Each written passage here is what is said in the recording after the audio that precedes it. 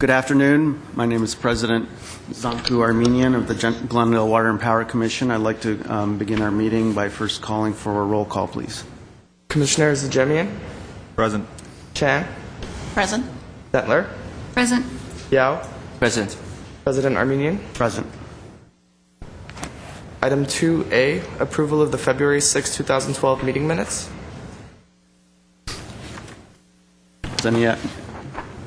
Does anyone have any comments or changes? No, not for me. Move approval. Second? I second. All those in favor? Aye. Aye.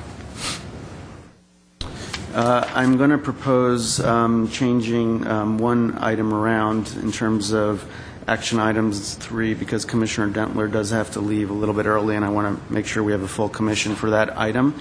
So I appreciate the understanding of the folks who are here for the Greener Glendale plan. I appreciate your patience and waiting. I'm going to move up the GWP opt-out policy discussion first if all commissioners are in agreement with that. Fine.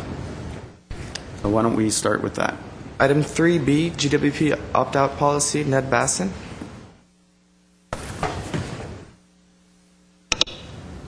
President Armenian, Commissioners, I'm Ned Basson, Assistant General Manager of Customer and Support Services. Smart meters are being installed by utilities all across the country. It's not just in Glendale.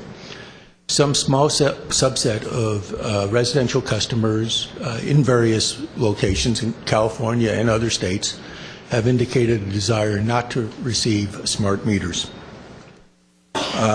I'm not planning to go into details about why they do not want them and what my thoughts on that are or what the facts are. But I could if you have questions about it. The reason for this presentation is that we would like to propose an opt-out alternative for those people who, for whatever reason, do not want smart meters. As I said, what I will do is cover a little bit about the background and facts about the opt-out situation and GWP's proposed program. The interest by some of the customers for opting out has been for some time across the U.S. In Texas and Oklahoma, they have a no opt-out policy, which means that right now you cannot opt out of receiving a smart meter. Everybody receives one. In Maine, Nevada, and Oregon, they do either have or have proposed opt-out policies for that. Next slide. In California, there has been primarily concern in the PG&E territory about smart meters for various reasons. In Southern California, it has been to a much lesser extent, but there are people that do desire to opt out of a smart meter. The CPUC has asked PG&E to propose an opt-out plan, and after review by the Commission, the California Public Utilities Commission, they have made a final order. The PG&E options included a smart meter with radio turned off, digital meter with no radio installed, an analog meter, and a wired smart meter. The wired smart meter was dropped because it was impractical and very expensive. The smart meter with the radio turned off was something that PG&E, which uses meters different from what Glendale and other utilities and many other utilities in California, it's a different kind of meter, and there's no assurance that they could turn the meter off until they get some changes to the meter, which are not expected to occur until around January of 2014. The CPUC has in their order what they call findings of fact and then conclusions. One of the findings is that, and there were many findings, but one of the pertinent ones is the interval energy consumption data is important. The opt-out option should allow customers to take advantage of the smart grid benefits. What the CPUC did was first they came out with a preliminary order, and then they came out with a final order, and there was a difference between the preliminary and the final. The main difference being that in the preliminary order, they were looking to go to the meter without the radio capability. But in the final order, they did say that it is appropriate to adopt an analog meter opt-out option at this time. They didn't explain it, but it appears to me that it's related to the fact that a meter with the communication system turned off would not be available for 2 years. And so an analog meter for PG&E would make sense.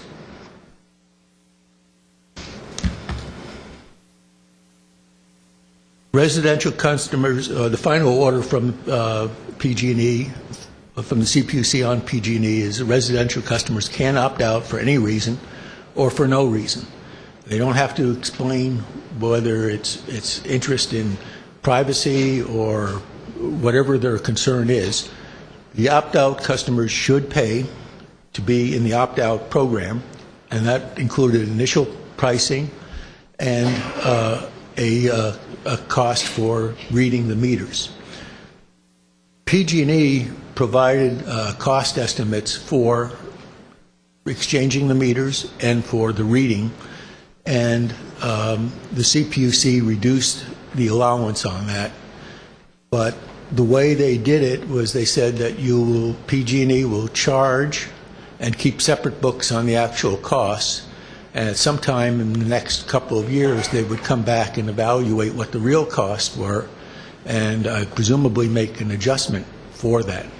It appears that what the CPUC has done in the pricing has socialized some of the costs. In other words, some of the other ratepayers are picking up the cost of installing the meter and reading it on a regular basis.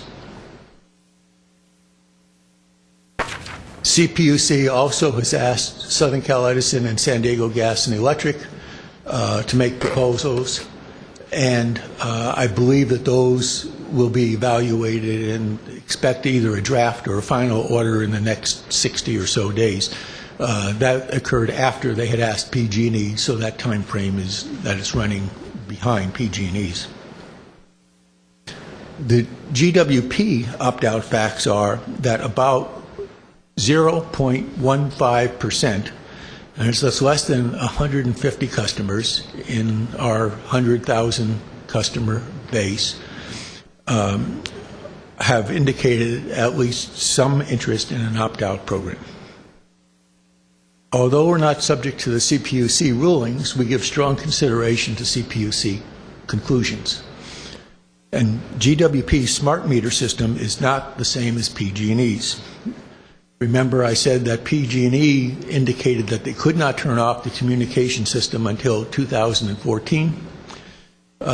We believe we will have software during the first half of this year, not software, firmware during the first half of this year, that will allow us to turn off the communication system. So we can go to a smart meter with the communication system turned off.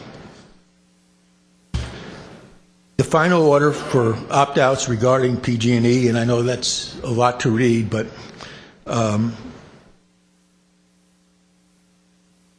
that if you recall, the CPUC said that interval data is important, and that PG&E's system cannot read interval data with the communication system turned off for 2 years. We're able to do so, and so we think that the conclusion that an analog meter makes sense at this time is not applicable to us in the same way as it is to PG&E. The fees, we believe, should be on those people that cause the cost. So if it costs a certain amount to read a meter, that's what the person should be charged. And that's different than socializing the cost as the California Utility Commission appears to have done with PG&E. We believe that our program provides a balance. Our proposal provides an alternative for those people who would like one. It will record interval data, which means that we'll have the information we need to do evaluations in the system, because although the wireless capability is turned off, we will, when we make our rounds to bill, we will have somebody go out and probe the meter and capture all of the interval data, bring it back and put it in our system. And it will reduce future costs because this firmware is a future firmware. It is one that eventually utilities using the Itron system will go to. And so if we already have it on those meters, it will save us the cost and trouble of then later changing the meters again. For electric meters, we're proposing that we put in the firmware and we turn the meters and we turn the communication system off. And for that, there'll be a fee. We will read the meters every 60 days on billing. And the charge will be a one-time fee for putting in the firmware of $62.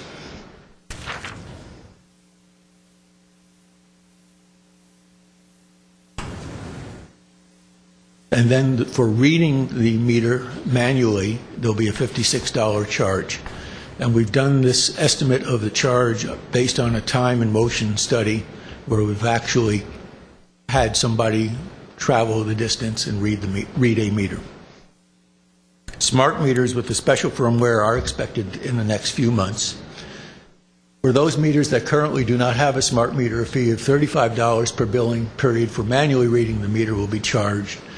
That will be manually reading a meter that does not have the interval data, so we won't get as much information. It's quicker and easier to read, which is why the cost is lower, but we then will not have anything other than one read every 60 days.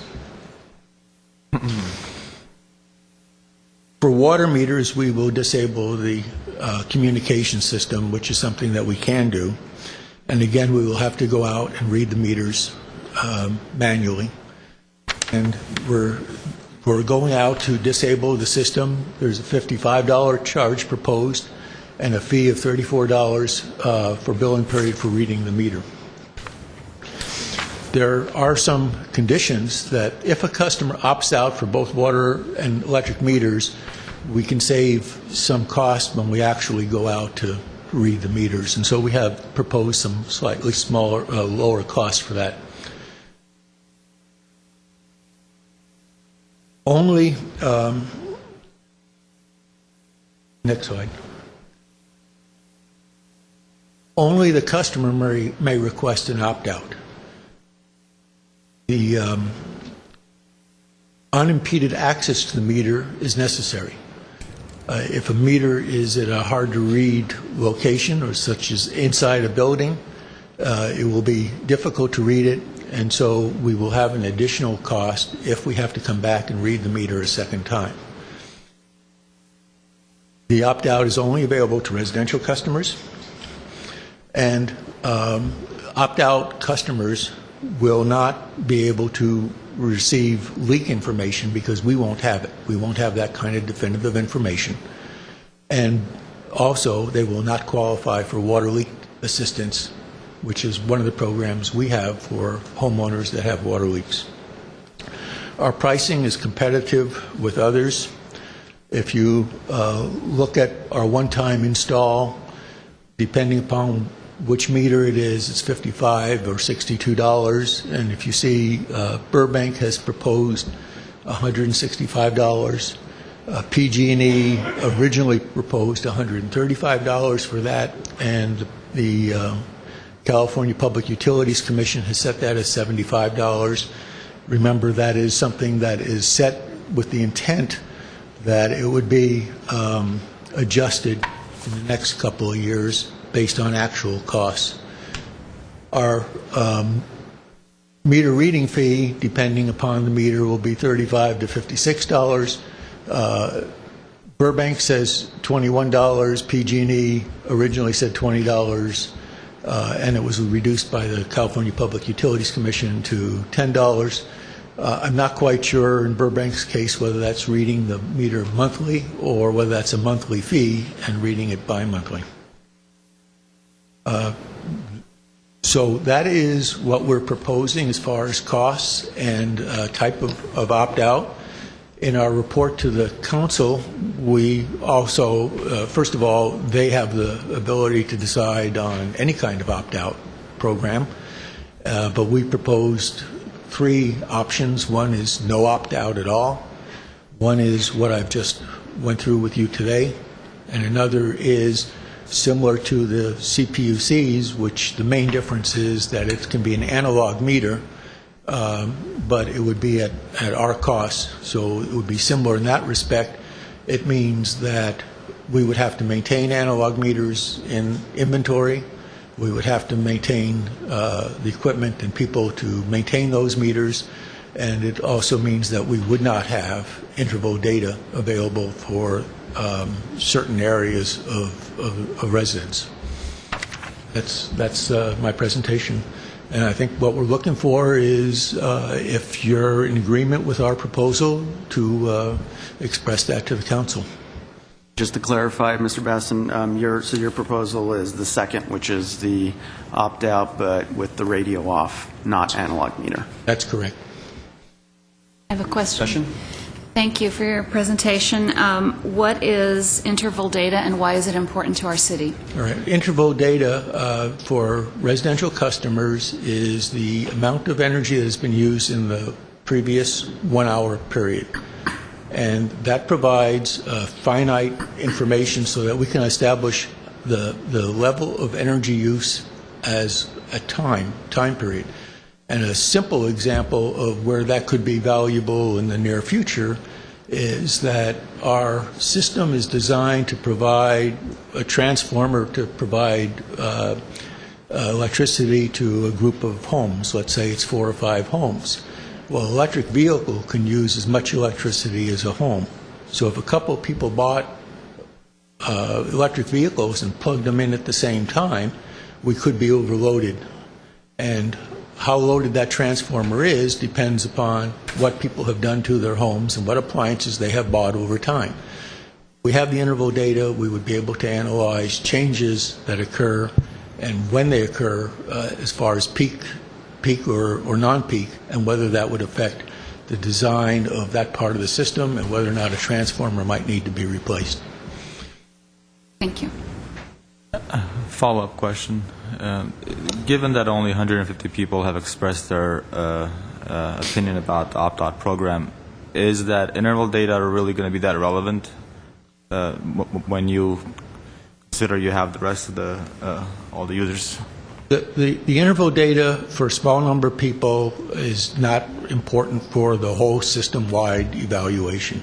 But the example I gave is that if you have a couple of people who are buying electric vehicles or who have added appliances to their house, they could be right at the point where we need to to replace a transformer. And if they buy an electric vehicle, we really don't have any knowledge that they're that close until they actually start experiencing problems. Whereas with this kind of information, we would be able to see whether or not they're loading the transformer during peak periods or whether it is extended over the course of the day. And of course, whether they'll be charging the vehicle, whether it's during the day when the peaks occur or whether it's in the evening. So no, it's not important for the overall system if it's just a few people, but it still is something that can help us. If we don't have that data, it's not the end of the world. Comments? Yes. Well, thank you, Mr. Basson. It's a great presentation. And I just want to say that, first off, I do believe in customer choice, and I know that eventually customer would choose the right thing to do. I do believe that there should be options for customers to choose to opt out. But so far, I don't agree with some of the pricing structure that you presented. But I do want to say that it's an opportunity for customers to be educated and learn about smart meters and the benefits that it can bring to them, whether that their concerns are RF or privacy or maybe some other factors. I think they justify to have that opt-out option. But I think that we need to be mindful of what we need to actually charge these customers, because like Commissioner Jemian said, that 150 customers, how significant are those? and what can we learn from these customers that eventually they could potentially lean back to having a smart meter. And so we want to know that these customers have the opportunity and maybe learn from them. So I'm not sure we should be charging these customers that much of a fee to maybe be on standby and to be more educated about the benefits before they actually jump in. So I commend Glendale Water and Power for having this opt-out option, but I don't think we should be charging as much as presented here. So I mean, I'm willing to listen to the public about what should be the appropriate course of action, but that's my take on this so far. One of the factors is that we are a municipal utility, and there's been recent legislation that might preclude how socialized we can be with our costs. And that's why we tried to price this within the dollar of what we think the actual cost would be. I have a couple of questions, Mr. Basson. Again, thank you very much for the comprehensive presentation. When you're looking at the cost of offering an opt-out program, are we assuming 1 meter reader, 2 meter readers? How many personnel are we talking about here to actually do these readings? With the number of customers that appear to be interested in this, we would not have a meter reader. It would be something that we would have one of our people do periodically. It would not require a full-time person. And that has been priced out strictly with that person going out to the residents, reading the meter, bringing the data back, and unloading it in or loading it up into the system. So it would not have at 150 customers, it would not have a significant change in the number of staff. But that's the cost of that time is the way you're calculating the cost of the opt-out, correct? Exactly. Okay. And then what about low-income customers who wish to opt out? Are you offering a different pricing structure for them? Our current situation with low-income customers is that they do get a small adjustment on their bill if they're in our program. We've not offered or provided in this any change because our rates aren't different either for low-income customers. There is a program that they can get a rebate for. That's separate, though, from the smart meter, this discussion. Yes. There's no separate pricing plan at all, because I believe the CPUC, the PG&E decision is looking at a different opt-out cost for what they call care customers. That's right. My understanding is the care customers have a different pricing structure as well, and we don't have that. Any other questions from the Commission? Yeah, I'd like to make a couple of comments. Thank you so much for the informative presentation. And ordinarily, I would say, yes, go with, what CPUC decides their ruling, because we would like to comply with their mandates, even though we're not under their jurisdiction. And I know the importance of interval data, the 15-minute interval data, and it is critical to be able to obtain that data. And I like the 3 options that you laid out here. As much as I hate to see all these costs, the monthly cost, the replacement cost, the manual reading cost, I understand that it is important, and we do have to recapture our costs. And my fiduciary responsibility up here is to make sure that the utility recovers its costs. But what I would like to request is that you review the costs and see if there's anything we can do about lowering those costs, because it does seem kind of steep for some of those categories. So that would be my request, to see if there's anywhere that we can make it more efficient, make these routes more efficient, so we can decrease these costs. And even like the billing costs, the monthly billing costs and things like that. So that would be my request. You are correct. Our initial cost or one-time cost is lower than even what the California Public Utilities Commission has indicated should be charged by PG&E. Our meter reading cost appears a little higher than what other people have. I don't know fully how to explain that, but I do know that the PG&E cost does not get interval data. We actually have equipment, we have a laptop, we have a probe, we download that information, and then we get it. So part of the cost is the fact that we have to spend more time at the meter getting more information. But we can look at that, and it depends if we can see what the actual costs are, because when you make a cost estimate, that's what it is. It's an estimate. Other comments from the commission? I have a comment. Sounds like I might be in the minority, but I know we're all still listening and learning, and we have to hear from the public as well. But since I do have to leave the meeting early tonight, and I may not be here when the commission votes, I wanted to give my fellow commissioners and the public an idea of my thoughts, just vis-a-vis what you said. And I may not be able to stay for the actual vote, but I want to hear what the public has to say. On the question of what you term socializing the cost, we might put it another way and say spreading spreading the burden or spreading the pain to all customers of the utility in order to allow a minority of customers to opt out. I understand that we want to be careful to be as precise as possible when we're coming up with the dollar figure for the time, the labor, and you also referenced, I think, the need to maintain some of the equipment, keep it on hand, have extra parts, et cetera. So it's not just time for somebody to get in the truck and go to the residence, but there might be other costs.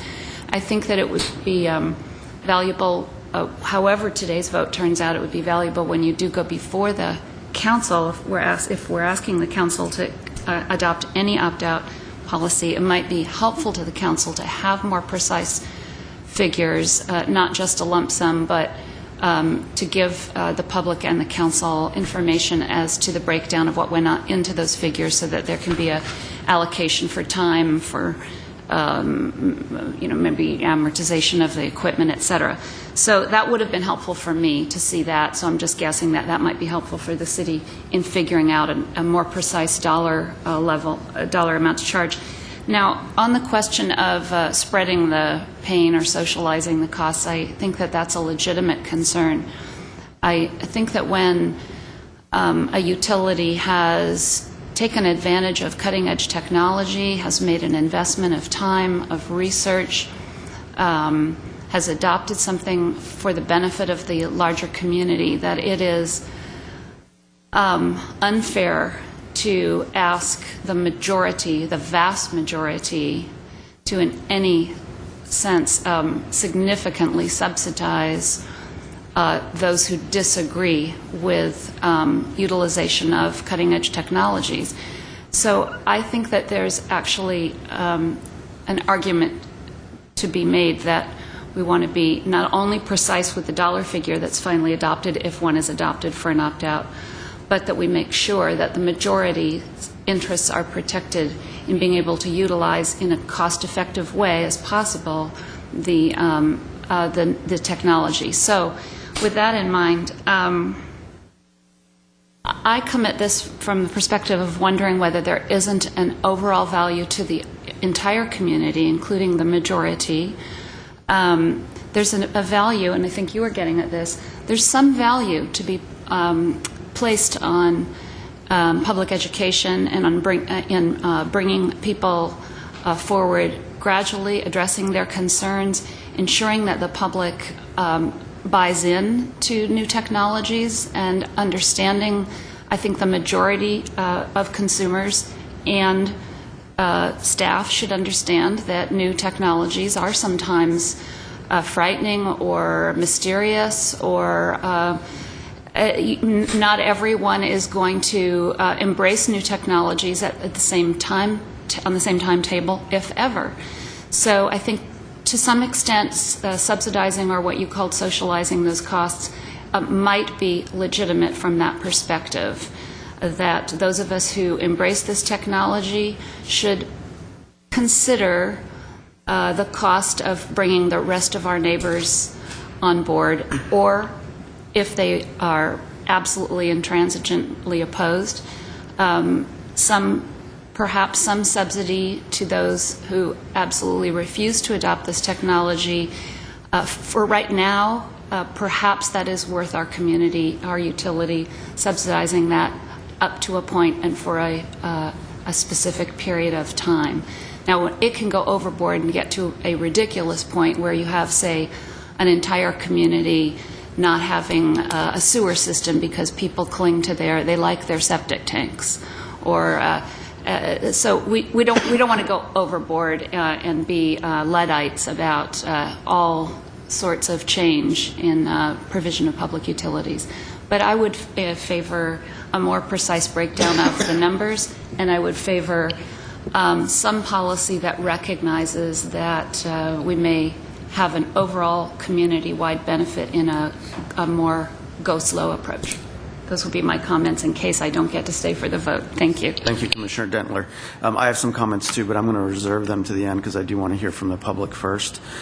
We do have 6 people who want to speak on this agenda item, 4 others on other agenda items. So if you add them up, normally this commission would allow 5 minutes per piece, but that means we will not get through our agenda if we continue on that. So I'm going to propose that for this agenda item, and all of them actually, that we limit it to 3 minutes so that we can get through. If there's time at the end of the meeting during oral communications and there's further comments that people want to make that they don't get to, if time allows, we will allow people to come back up to continue their comments. Do we need full commission approval for that? President Armenian, no, because in the policy you have the discretion to do that already. Okay, thank you very much. So I'm going to call people up by name. When you come up, no one has said anything here in terms of where they are a resident of. I'd also ask you to state whether or not you're a resident of Glendale or another city. So we'll start with Terry Schlatter. I apologize if I'm not pronouncing the last name properly.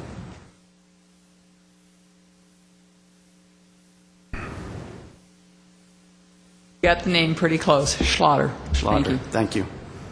Anyway, my name is Terry Schlatter, and I am a resident of Glendale. I've lived here for many, many years. And approximately a month ago, I sent each of you an email about my concerns about the health issues related to these smart meters. And I know we've cut the time down to 3 minutes, so I'm going to kind of just go through my speech and pull out the critical issues. My biggest concern are the health concerns. And I got the letter from GWP stating, and it's in the exhibit that you got, I think, the Exhibit 2, and I've also got copies of the letter I received that I will leave for each of you, where they stated, let's see, quote, while GWP is not regulated by the CPUC, we feel it is appropriate to follow its guidelines with issues such as this. So, we push very hard with the CPUC to get the analog meter and to get the low rates and so on. And so I was firmly believing that that is what we were going to get here. So I'm extremely angry and very upset that this is the direction that this opt-out plan went. When GWP tried to present this about a month ago at City Council, they had a very similar egregious rate structure. I talked to the city manager, and his comment was, well, there was nothing, fishy about that. We weren't trying to ram anything through. Well, I'm not sure that's true, because basically this is the exact same structure that they're trying to just ram through. They're not willing to go with the analog meters. I'm not convinced that this new firmware that they're going to get can't be turned on remotely, and that's the issue. It creates problems for people. Heart palpitations, ear ringing, many problems, and if you don't have the problem, you don't understand. But it wakes you up in the middle of the night. I wake up repeatedly 2 or 3 times a night. I never used to. It all started after my smart meter was installed. And other people on my street are having the same problem. And a lot of people won't come forward and talk about it. They're afraid to. But this is what's happening, and you need to understand this is a major issue. And I feel like GWP kind of lied to everybody. They said they were going to do something. Now they're not. And, on the city's website, there's a code of ethics. They list integrity, honesty, trust, fairness, and compassion. Where are all these things? I mean, it's not fair the way we're being treated. And it's like they're totally disregarding us. The rates are excessive compared to what CPUC is recommending. I have many other things I want to talk about, but a couple things specifically on the interval data. I understand that even with the analog meters, there's a time of use rate classification. They have some ability to track this stuff, even using the old analog meters, is my understanding. Why not use something like that? And socializing the costs, if I'm not taking advantage of the smart meter, why am I subsidizing that cost? Why am I not getting a credit on my bill? So I think that certainly offsets any of the fees that they want to assess for the people that want to opt out. There's got to be some balance on this. And like I said, I just don't believe that there's any guarantee that this new firmware that they want to get will satisfy everybody and not create problems for them. If it can be turned off, it can be turned on. And that's the problem. Thank you. Thank you. Next is Betty Gustafson. Good afternoon. My name is Betty Gustafson, and I am a resident of the Glendale area. I'm here today to read a letter from another Glendale resident who is too ill to attend this meeting. And I will leave all of you copies of his statement. To whom it may concern, I would like to inform you that there are grave medical consequences regarding effects from smart meters. About 2 weeks after a water smart meter was installed at my house without my permission, my heart went into AFib. This is an electrical condition that makes your heart beat irregularly. My UCLA doctor or cardiologist, Dr. Boyle, told me that it is possible that an external electrical source could have contributed to my condition. So far, I have incurred over $5,000 in medical expenses. Is GWP going to reimburse me for this? I may also require an operation that will cost well in excess of $100,000. Is GWP going to pay for this also? It is hard to understand how callous and insensitive those who are responsible for the decisions to install smart meters are. They only listen to their bought and paid for experts and pay little attention to other experts and victims like me. How could you subject the citizens of Glendale to this nightmare? GWP also promised to follow the CPUC opt-out ruling that allows us to keep our analog meters. I beg you to include this option for all of us who have serious medical issues. I am too ill to attend this meeting. Wayne Cook. Signed, Wayne Cook. And for my personal comments, I feel it is hard to believe that GWP and the city are risking potential lawsuits rather than working with the small group of ratepayers with hypersensitivities like myself by simply restoring their analog meters. Like Nike says, just do it. Just do the right thing. So I really think, Mr. Basson is up here and he's giving you all this cost and this money. And sure, I'm not opposed to any high technology. That's great. We've come a long ways. But when you're talking about illnesses, hypersensitivity people, maybe it doesn't affect you. Maybe it'll affect your grandchildren, your children. I don't know. I hope not. But I think you need to think about it. Because I don't come up here just to speak like this. I've never done that. But I hope you do the right thing. Thank you very much. Thank you. Next speaker is Ms. Kiku Iwata, please.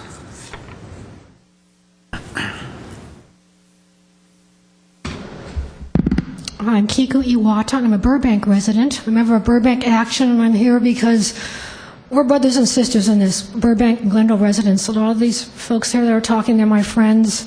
I have other Glendale residents, we're friends, and we visit each other's homes. We frequent your businesses. So we're experiencing the same thing as regarding to smart meters, and they're being imposed on our homes. And that's the one thing, we're talking about privacy issues, health concerns. There's also the civil liberties aspect and the fact that these are being imposed on our homes without our consent or approval. This really should have been maybe perhaps an opt-in program, for instance. I know, like I said, we like technologies, but usually when new programs are rolled out, there's an opt-in. There was no opt-in here. There was just this mandatory, and that irks a lot of people that this technology is being forced upon us. And then if it starts making us sick or leads to higher bills, that's even more of a reason why we oppose these. In addition, I wanted to bring it to your attention that some people are concerned this could be a real estate problem. When the CPUC is allowing for many utilities, the major utilities, to offer millions of their customers the option of having an analog meter, and if Glendale doesn't, or Burbank doesn't, it leads to real estate problems, the value. Who would want to live here if we aren't given the same thing that other residents are given throughout the state? I'm going to read some part of my speech here. It is estimated that 3% of California population is electrosensitive to the type of radiation emitted from smart meters. In addition, 51 local governments in California have taken action to oppose or ban smart meters in their communities. And residents across the state have reported health and privacy problems due to smart meters, including disabled RF smart meters on their homes. Those are creating health problems too. Moreover, the California Public Utilities Commission on February 1st, as you were informed, approved an opt-out plan that allows millions of PG&E customers to have an electromechanical analog meter for any reason, and at fees below what GWP has proposed in its decision. And in this decision, the CPUC has deemed the electromechanical meter as the only feasible option to consider and approve. So what we're asking for, residents Burbank and Glendale, my friends here, is for equitable treatment, for just treatment, for fair, not be discriminated, and to give us what we really deserve. Thank you for your time, and thank you for considering all these, how complex this issue really is. It's not something that gets being pushed through.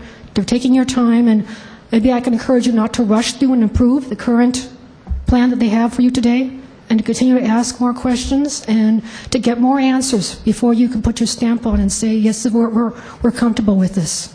Thank you. Thank you. Next, Mr. Herbert Milano.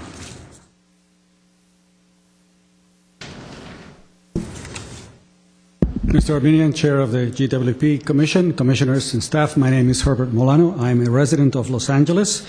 I am a landlord in the city of Glendale.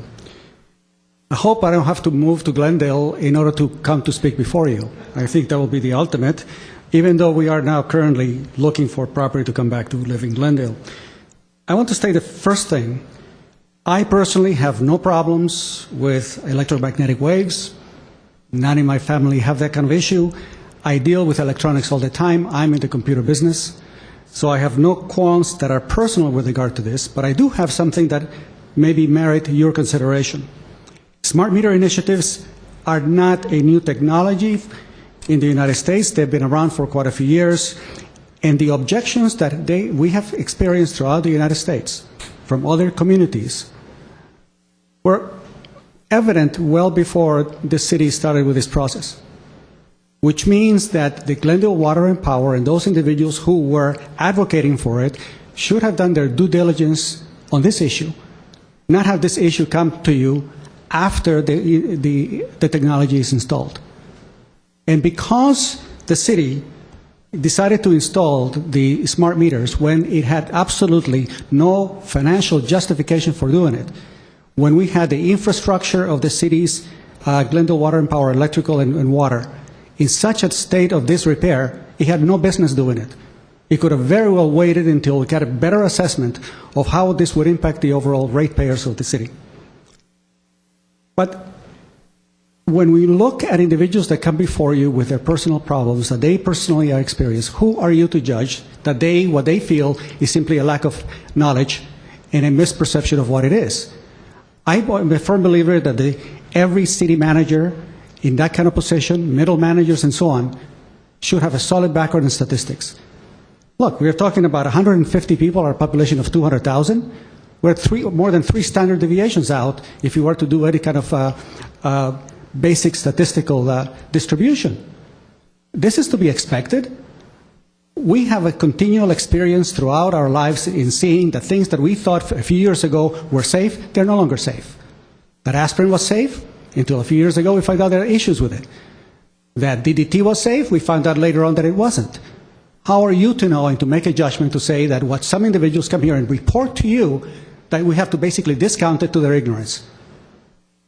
I have a significant problem with that. It is my contention that there are answers, though. And the answers are that we can have individuals self-report, or you can use the annualized report from the previous year, bill it on a continual basis, and then do an adjustment and a reconciliation at the end of the year. Why can't you do that? The costs are lower. The point here is that the city, Glendale Water Power, has not done their due diligence in looking at all of the possible alternatives to reduce that cost. Thank you very much. Thank you. Mr. Aram Kazazian.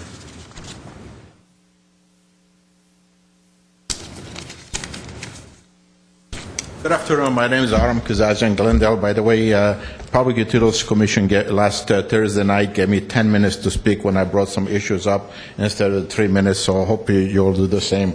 Now, I have a question over here. Apparently, smart meters, according to your own records, started in 2002, February of 2002. It was initiated, and the public was not even aware of it. At that time, they spent $2.9 million to buy a computer program to put this thing together. Then they spent another $300,000 in 2008 for something else, another $300,000. They spent $572,000 to dispose of the smart meters to Athens Disposal Company just a few months ago. Athens Disposal, located in Cedar Industry, $572,498. And then $600,000 was spent on a temporary company down in Westlake Village, temporary agency. $600,000 was spent. I mean, this goes on and on and on. I can read you all these numbers. So far, according to this, we have $77 million. They've spent for waste that throw in a trash can. When I said, why don't we do this thing on a wired system, they say it's too expensive. Actually, it was cheaper. It would have been much cheaper. You have the lines that are available anyway. You have telephone lines, you have cable TV lines, you have power lines. You can feed these things right through the power lines, signals through. So this was a waste. This was a gimmick, actually. And also, if you want to save the people money, you can have them take a digital photo, email to you, so you could give them a, like $40, $50 a month in rebate back to do that, because as you know, and the budget study session, Mr. Seiger, which is also on the computer right here, said it's going to cost $2.5 million to read these meters for the next two years. On a computer system, because they have to hire people to read them. They don't know how to read them. They have to train them. Oh, there's another $1 million in training people how to read them on a computer, by the way. So that's $2.5 million versus right now the cost is $800,000. I do have the tape on the computer. If you want to run it, will run you 6 minutes to read it. If you want to watch it. So you're actually saving money by having people to read this thing on manually. So you should give them a credit back to read them manually. That's cheaper than read them digitally. Go back to, but 2 months ago, I'm not going to cut this thing. I'm not going to say exactly I believe it's true or not, but I'm going to tell you what I heard on the news station. But of course, according to Bill, all news medias lie. So we don't want to go into that.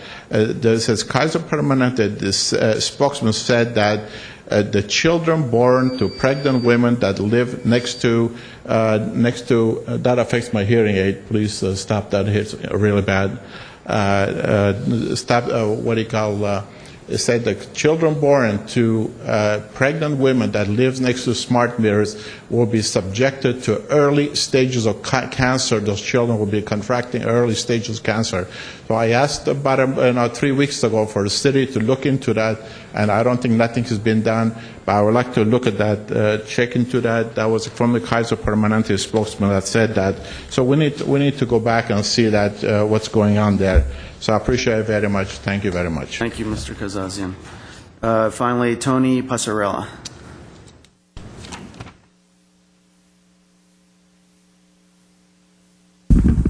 Good evening, Commission. Forgive me, I have to take a deep breath here. I am very upset, very wound up here tonight. Can't believe what I'm hearing. Let me tell you my story. I live in an apartment complex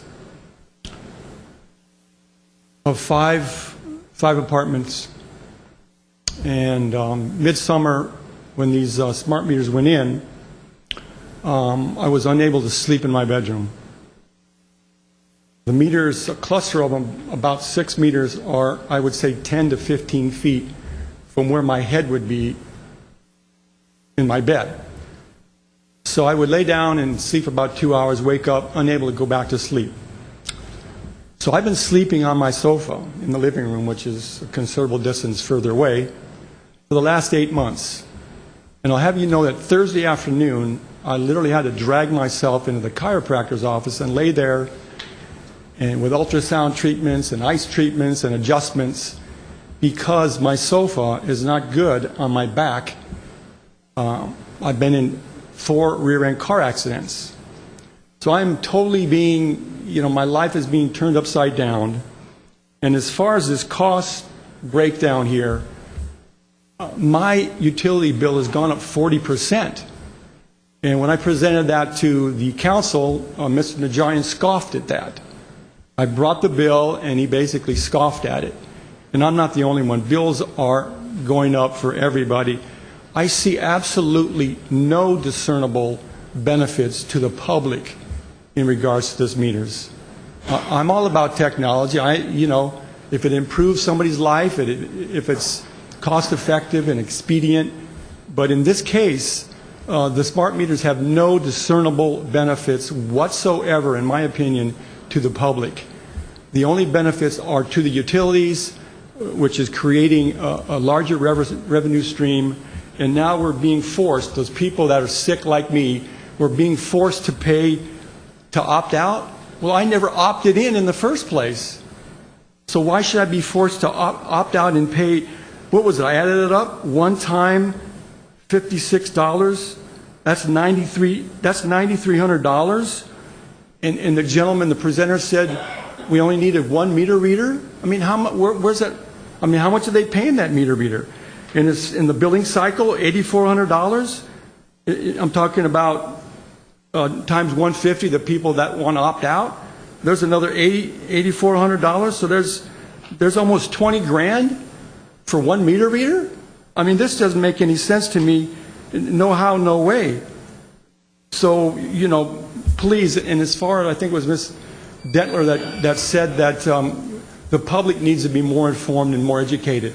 I think it's just the opposite. I think the commission here and the council members need to spend their due diligence and look at all of the different websites and the doctors that are talking about how bad this technology is for people. I mean, I might be in the minority, but how about those infants that may be sleeping behind a cluster of meters? We don't know. And I just ditto, I'm going to close with this, just ditto for me what Herbert Milano said. Thank you for your time. Thank you very much. Those are all the public comments we have on this agenda item. Let me add my comments, and then we'll continue with our discussion, and perhaps, if the Commission deems appropriate, a motion. Personally speaking, I've studied this issue a great deal. As part of full disclosure, I do work for Southern California Edison, so I'm very familiar with their smart meter program, and that's part of why I've researched it, but I've also researched it for myself. I actually suffer from tinnitus. There are a lot of claims that tinnitus is caused by smart meters. I've done my own research on that, and really has nothing to do with that. Tinnitus is an early form of hearing loss, is what it is. So the reason I bring that up is it would have been very easy for me to blame my smart meter, which I have on my wall, and somehow correlate the two items. I personally do not buy that argument. However, having said that, I don't deny anyone else their right to have their opinion on these sorts of matters.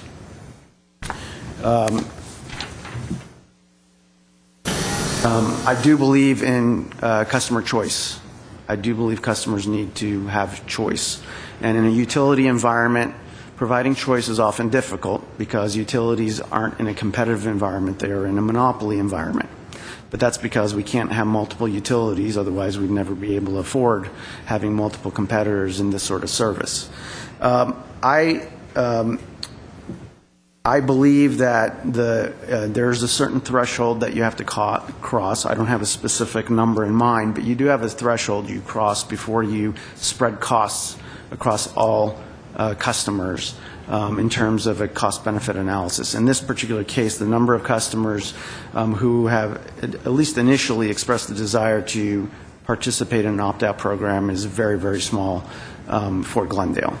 But even in the other larger utilities that have millions of customers, the numbers have been relatively low in terms of delay lists that they've asked to get on, or whether it be actual opt-out programs that they've asked to participate in. Again, that doesn't mean that those options aren't relevant and aren't appropriate for people to have. The question really comes down to, in my opinion, of at what point do you spread the cost, number one. Number two, what are the options that you're proposing that people have? What are those choices? In this particular case, Glendale Water and Power is proposing a radio off option as the primary preferred option that they'd like to offer. In PG&E's case, they've actually offered an analog meter option. Then the question comes into multi-unit dwellings. How do you discern between those two issues? If you're looking at a bank of meters and one person is opting out, is that achieving your opt-out, achieving the objective of why that person is opting out or not? So it is a complex issue, as one of the speakers mentioned today. I believe that there should be, I believe we haven't crossed the threshold where costs should be spread out across all ratepayers, and we're looking at an environment where we are very, very stressed as a utility in terms of how we pay for major capital projects, upgrading our utility, and each one of these things that we add on to the burden of everyone continues to raise rates. We are going to be dealing with the issue of electricity rates later this year. We already dealt with the issue of water rates. That was a tough one for this commission and for the city council. So in concluding my remarks, I would like to say that I'm for choice. I believe that costs should be spread out amongst those who want to opt out. I agree with my fellow commissioners that I would like to make sure that we've made every effort possible to see how we can reduce those costs. I am concerned about the low-income customer because, on the one hand, we're offering something nominal in terms of a price break of $10 for the low-income customer. On the other hand, we're proposing over $300 a year in costs if they were to opt out, which to me, these two things seem to conflict. So I do think that we should look at have we done everything possible to look at this cost issue to make it as affordable as possible to have choice but yet still recover the costs. So I think providing some level of detail of what has gone into this calculation will, as Commissioner Dentler mentioned, remove the mystery and make it very transparent in terms of how we've arrived at this number, because we are looking at over $40,000 a year plus that's going to be collected if we stay within this range of costs. So what is that, breakdown of what is that actually paying for? A combination of materials, maintenance, and the reading. So I'll stop there. Any other comments from my fellow commissioners? Yes, I just want to add something too.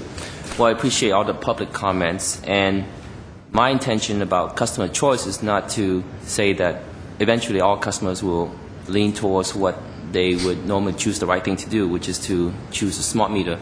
And in terms of full disclosure, I do have experience. I do work for a utility as well, SoCal Gas and San Diego Gas and Electric, and we are in the process of putting advanced meter in for SoCal Gas, and we did smart meters for San Diego. And so in terms of the findings, I do try to educate myself on this issue as well. And some of the materials we've seen are based on RF and health concerns about cell phone issues as well. But it's all relative. I think based on the fact that technology is improving, like one of the speakers said, we find things that are hazardous to us maybe years later, and maybe some of the findings that we see now with cell phones, maybe they are hazardous if we put the cell phone too close to our ear. That's why some people suggest that we use an earpiece. So certain things like that, as technology is improved, we might find that they are hazardous in the future, but it's all relative. And I think that with smart meters, the hazardous part of it, the issue with RF signal and the health concerns, there might be an issue there, but I think it's all relative to what we do in day-to-day life. Our microwaves, our cell phones, everything that we experience in terms of technology might pose a hazard. But to lump that in terms of how dangerous it is for smart meters, having a smart meter, I think it might be unfair, because from what I've seen, the relative scale or intensity of the signals emitting from these smart meters are not as great as some of the technologies are out there. So I'm not sure how you can isolate that a cause and effect, that whatever cause certain issues are isolated to just a smart meter. So I'm not sure you can definitively say that that's the case. So, I mean, I do support customer choice, but since we don't have a definitive case that this is a hazard, that, like one of the speakers said, this smart meter has been around for many years, and pretty much all the utilities in the country are going to put one in. It's just a matter of time that it might be as pretty much normal as a cell phone or your microwave oven in the home. So I think we're moving that way, but we want to be mindful and be more considerate of what the public is going through. So that's why I like that we have a customer choice issue here, but also I think that we should have I don't know what to say, but a grace period where there shouldn't be any cost to these customers who want to opt out until we get to a certain threshold. Maybe 1,000 customers will want to opt out. Then we might have to relook at the issue, because it'll be a cost. It won't be as cost effective to the utility. So at that point, I think we should be considerate of what we need to consider in terms of the cost to these potential customers who want to opt out. And so I'm for customer choice, but I don't think we should issue any fees at this point until we find out more of how many customers actually will move back to a smart meter, or how many customers will move and consider an opt-out where it becomes too cost prohibitive. So that's just my 2 cents. Thank you. Thank you, Commissioner. Any other comments? Yes, I'd like to add my comments. Let's start off, I think, just looking at the averages of all these fees that GWP has presented today, I think we're looking at an annual cost across 150 members of about $40,000. That's if all 150 consumers actually opt out. I think the report was that 150 people have expressed interest in opting out. Doesn't mean they all will. Maybe half of them will. Maybe all of them will. Who knows? Maybe 25 will. Second, I think, again, that list, that 40,000 figure, which is the actual monthly figure, not the initial figure, but the monthly figure that the consumers will pay, should be itemized. I mean, as the rest of the commissioners have expressed, across labor, material, maintenance, and whatnot. And there probably are some alternative ways of reducing that fee. I cannot imagine that a employee who is not going to be a full-time employee probably will, maybe spend maybe a week, maybe a few days out of a month in, overseeing this function, may end up costing $40,000 to $41,000 a year, obviously including labor and everything else. So I think we should really understand what this figure is going to be, and to kind of force this fee on consumers who are against this for whatever reason, whether it's health, personal decision, whatever it may be. I don't think anybody knows whether this really has a health issue, and it may for somebody, it may not for somebody else. I don't think that's clear, or has, somebody can really attest to that. So I'm for not charging the consumers these additional fees, and allowing a maybe a 6-month period to study this and see what the true cost will be, how many people will opt out, and what it'll end up costing utility, and then moving forward with some sort of a structure that either will be spread across those people if that's too high, or consumed possibly by the utility. Since again, these people never opted in. Any other comments?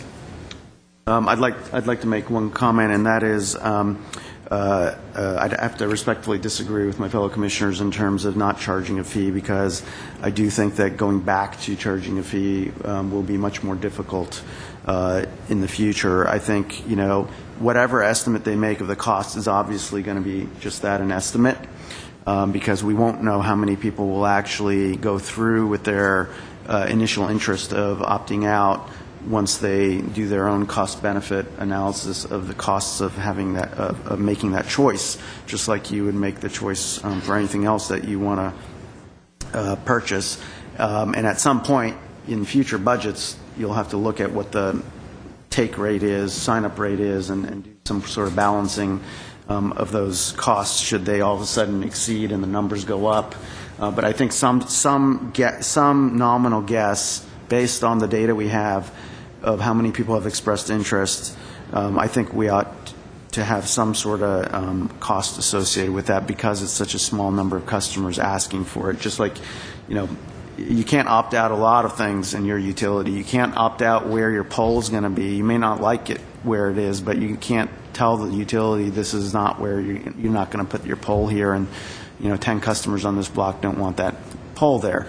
I mean, some of it, obviously, utility needs to take into consideration these things. Some of that, though, has to come down to practical issues as well.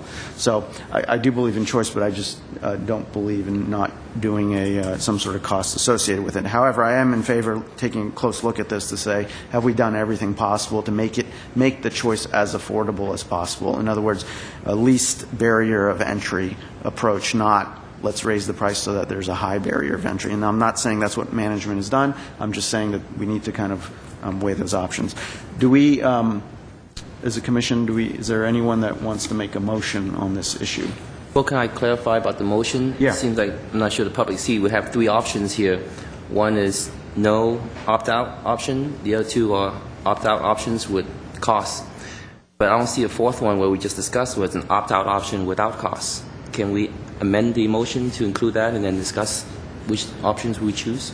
Commissioner Yao, you can certainly elect any of the 3 options or come up with any other hybrid of those options or a completely separate option if you choose.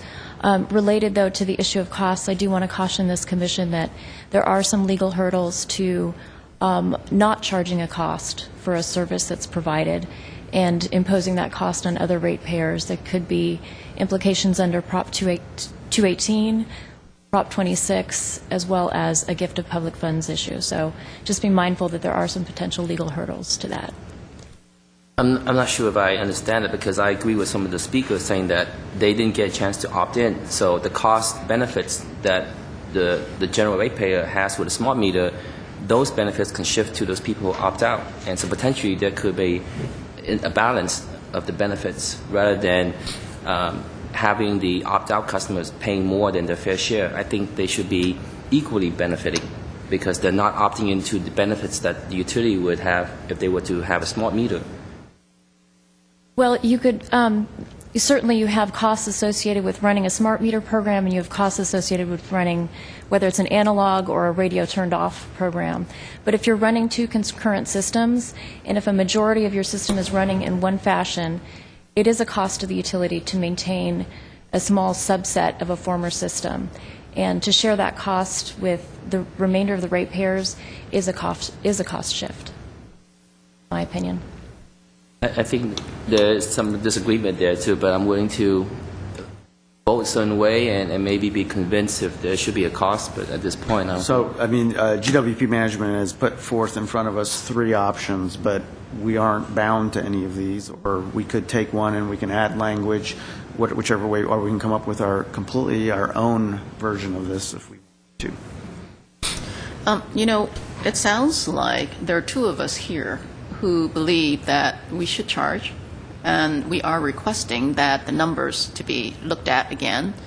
But I'm seeing the option 2 here is saying that we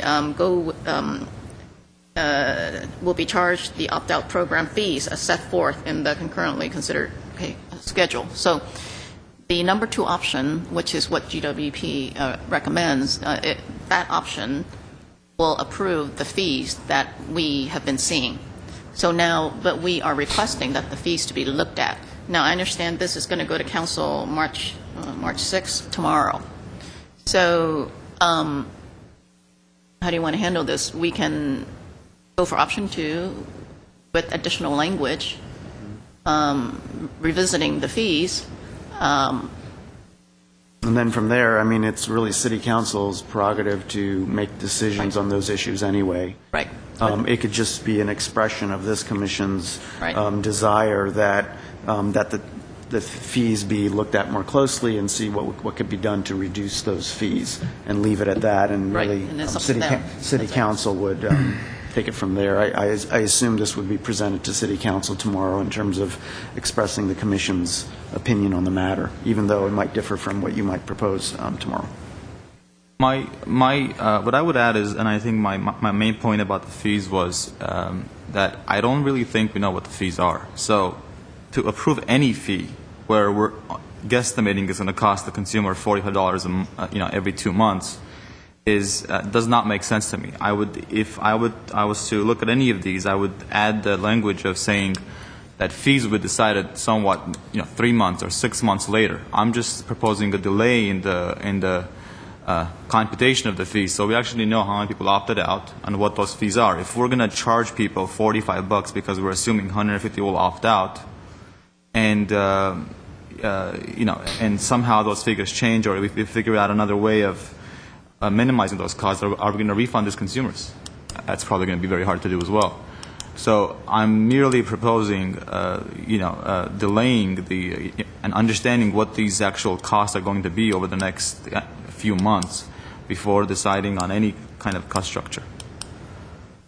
But you're not opposed to fees as a principle? I'm not opposed to fees as a principle, but I think whatever we presented today is, I have no idea what those fees are, how they're calculated, or if there's, I'm looking at, PG&Es at $20 a month, and then CPUC slashing that in half, and our proposed fees are 4.5 times that of, which is kind of doesn't make sense to me. Commissioners, if I may make a suggestion, it's one policy matter that you might consider moving, or consider whether you're in support of, is whether or not you support cost-based fees, because I think that was part of what was presented to you by GWP. And it sounds like some of you feel that there should be some further analysis of what exactly that means. What are the cost-based fees? Now, Commissioner Ajemian, to implement that recommendation of the delay in the fees, we'd need to very clearly specify in the motion how you foresee that playing out, whether it's a delay and then go back and recoup those fees, or whether it's a delay, don't implement fees for now, but implement it at the time at which those fees are established, et cetera. We'd need to have that pretty clearly established in the motion. If I may, if we want to be specific, I would suggest, making a recommendation to the council on one of those options with the fee, but if I can suggest adding the language of a grace period of 6 months, for example, so that customers who opt out of the program don't pay the fee for 6 months, and then they can decide what the options are, so that they know that the fee's coming, so then they can make a determination whether they want to go to a smart meter or do some other things, or come to an appeal. I don't think we talked about an appeal process of what they need to do if they don't agree with the fee, or if the grace period runs out. Should they come back to the commission for an appeal process so that they can get an exemption for additional fees? Well, possible? That's not within the scope of your charter authority. You're not set up as an appellate body for that.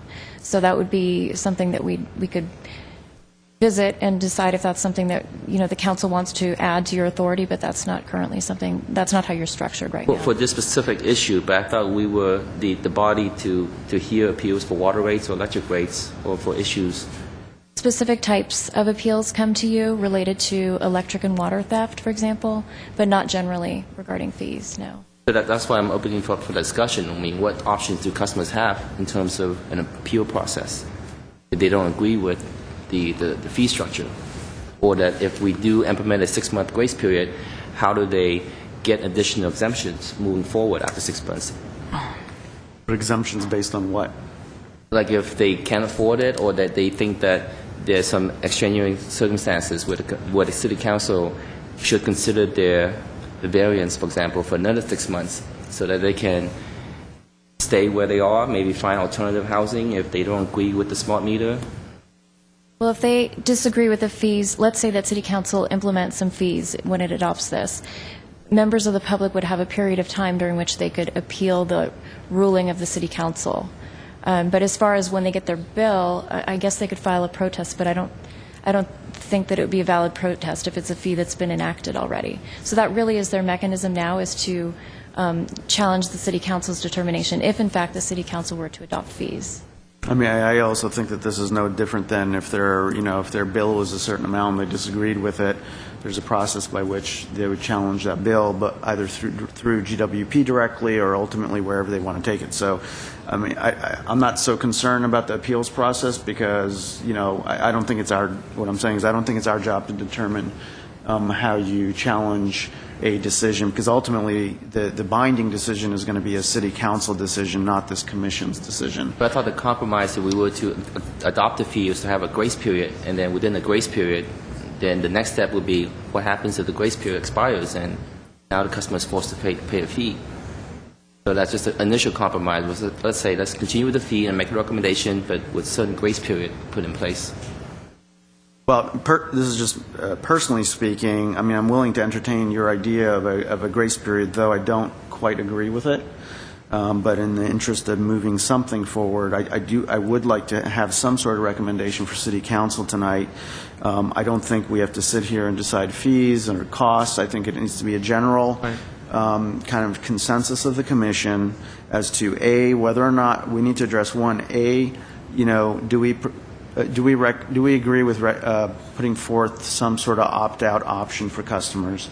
And then B, do we believe that cost should be borne by the customers opting out or not?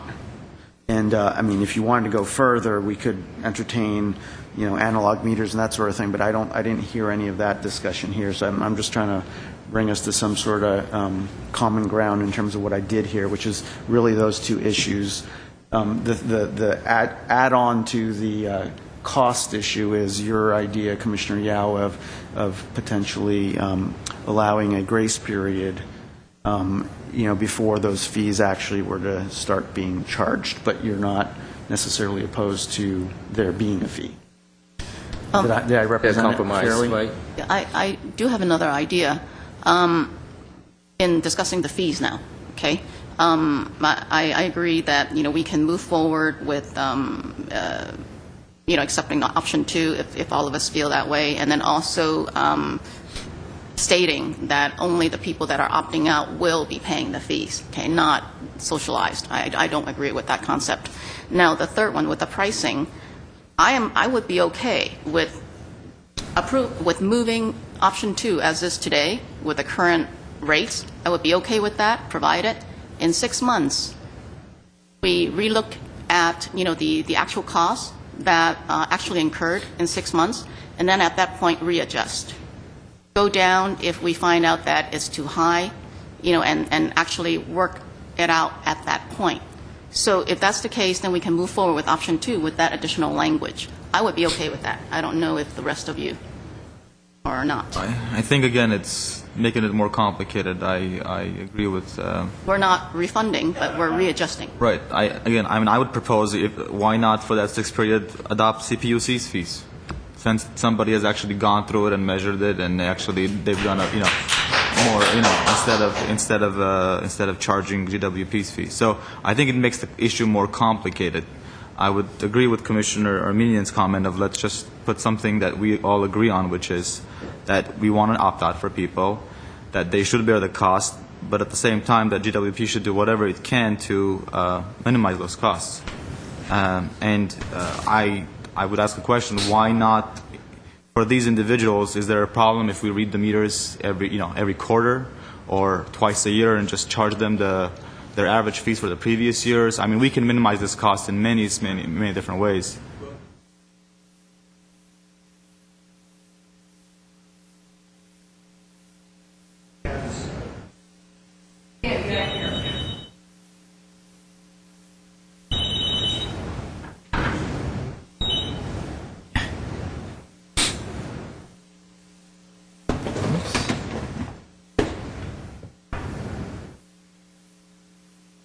Back up.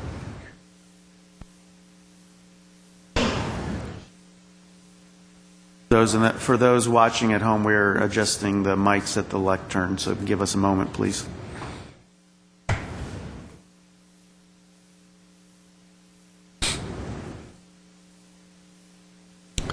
Mr. Basson, I might suggest maybe if you go up to this, in the interest of time.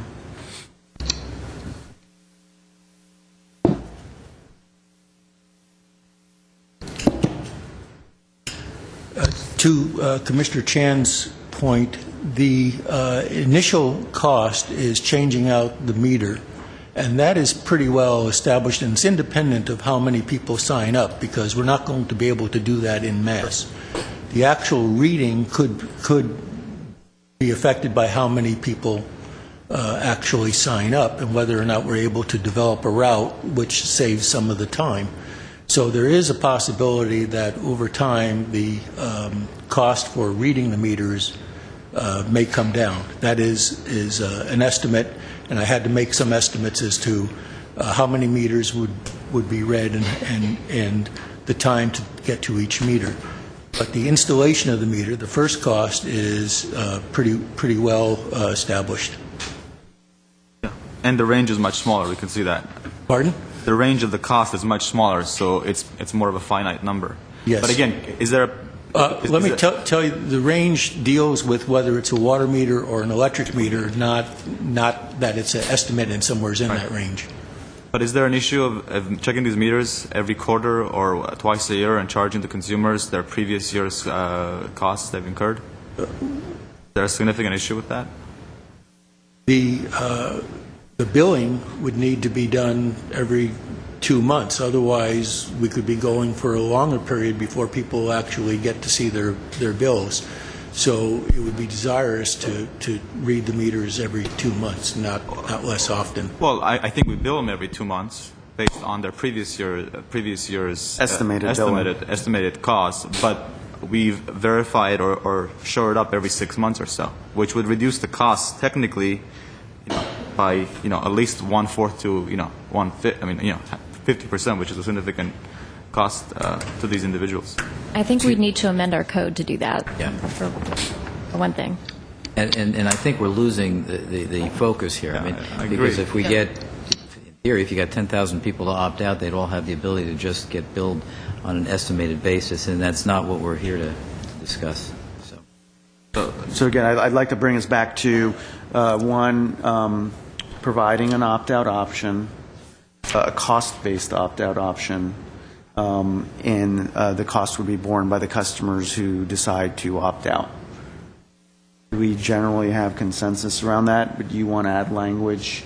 About a grace period at least. A grace period. Do you want to define that grace period? 6 months. I think that's sufficient enough to let the customers be aware of the options. I understand, just for clarification, I do understand the grace period on reading of the meters, but on the installation, that is a well-known number. It is actually less than what the PG&E CPUC ruling is. And if once we make the change in the meter, I'm not sure I understand the purpose of the grace period. Do we then back bill from 6 months previously? Was that what the suggestion would be? No, for my consideration, I was seeing from the customer's perspective that they didn't ask to be changed out in the first place. So putting it back in is maybe a consideration for that customers to have that meter. And I wouldn't necessarily back bill anybody. This is moving forward so that once the meter's there, they know that then they'll pay a cost base for having that meter in place after the 6 months. So it's something that I think the utility should bear because they're causing potentially an issue for these customers who maybe have potential risk involved. So the question is, for that 6-month period where there is a cost for offering this option, that part of the cost you are suggesting be borne by all customers because there would be no back billing. I'm not sure you can phrase it as borne by all customers. It's a cost allocation, but there's been cost allocated initially for the smart meters. And so the customers who didn't ask for these smart meters already paid for it. And so it's just an issue of fair allocation now. Okay. Do I have a... How about if that's, I don't know if you guys agree with that. I'm okay with that. I don't. And if you guys don't, how about just charging the CPUC fees for that 6 period of time? But for the smart meter that can take the 15-minute interval data, not the analog meter, right? I don't think there is a difference in my mind. I just think, I mean, I don't, just if we have to charge something and can't retroactively, then go back and rebill. Why don't we? Yeah. The reason I don't agree with the CPUC approach is because we're talking about apples and oranges. Right. The PG&E proposal is based on 9 million plus customers, and so I think we're completely, way out of range of that. So it's not even close. They're looking at analog meters. Right. These options aren't, unless we decide to go down that road. So I just don't think that's the way to go. The question is whether or not, I think the question on the table for this commission is whether or not there's a grace period. I don't agree with the grace period because I don't think it's getting us anything specific. I think that people who have signed up for are interested in this option, are interested in it because they have their own concerns, which for them is legitimate, and I don't want to dismiss their right to have their opinions. The majority may not agree with it or may not even have an opinion about it.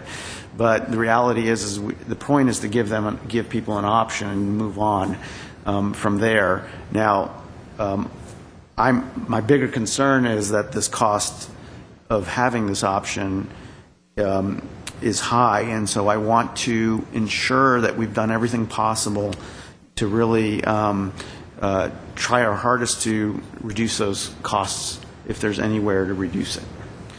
So I think we've got a split on that particular issue of 2 commissioners versus 2 commissioners.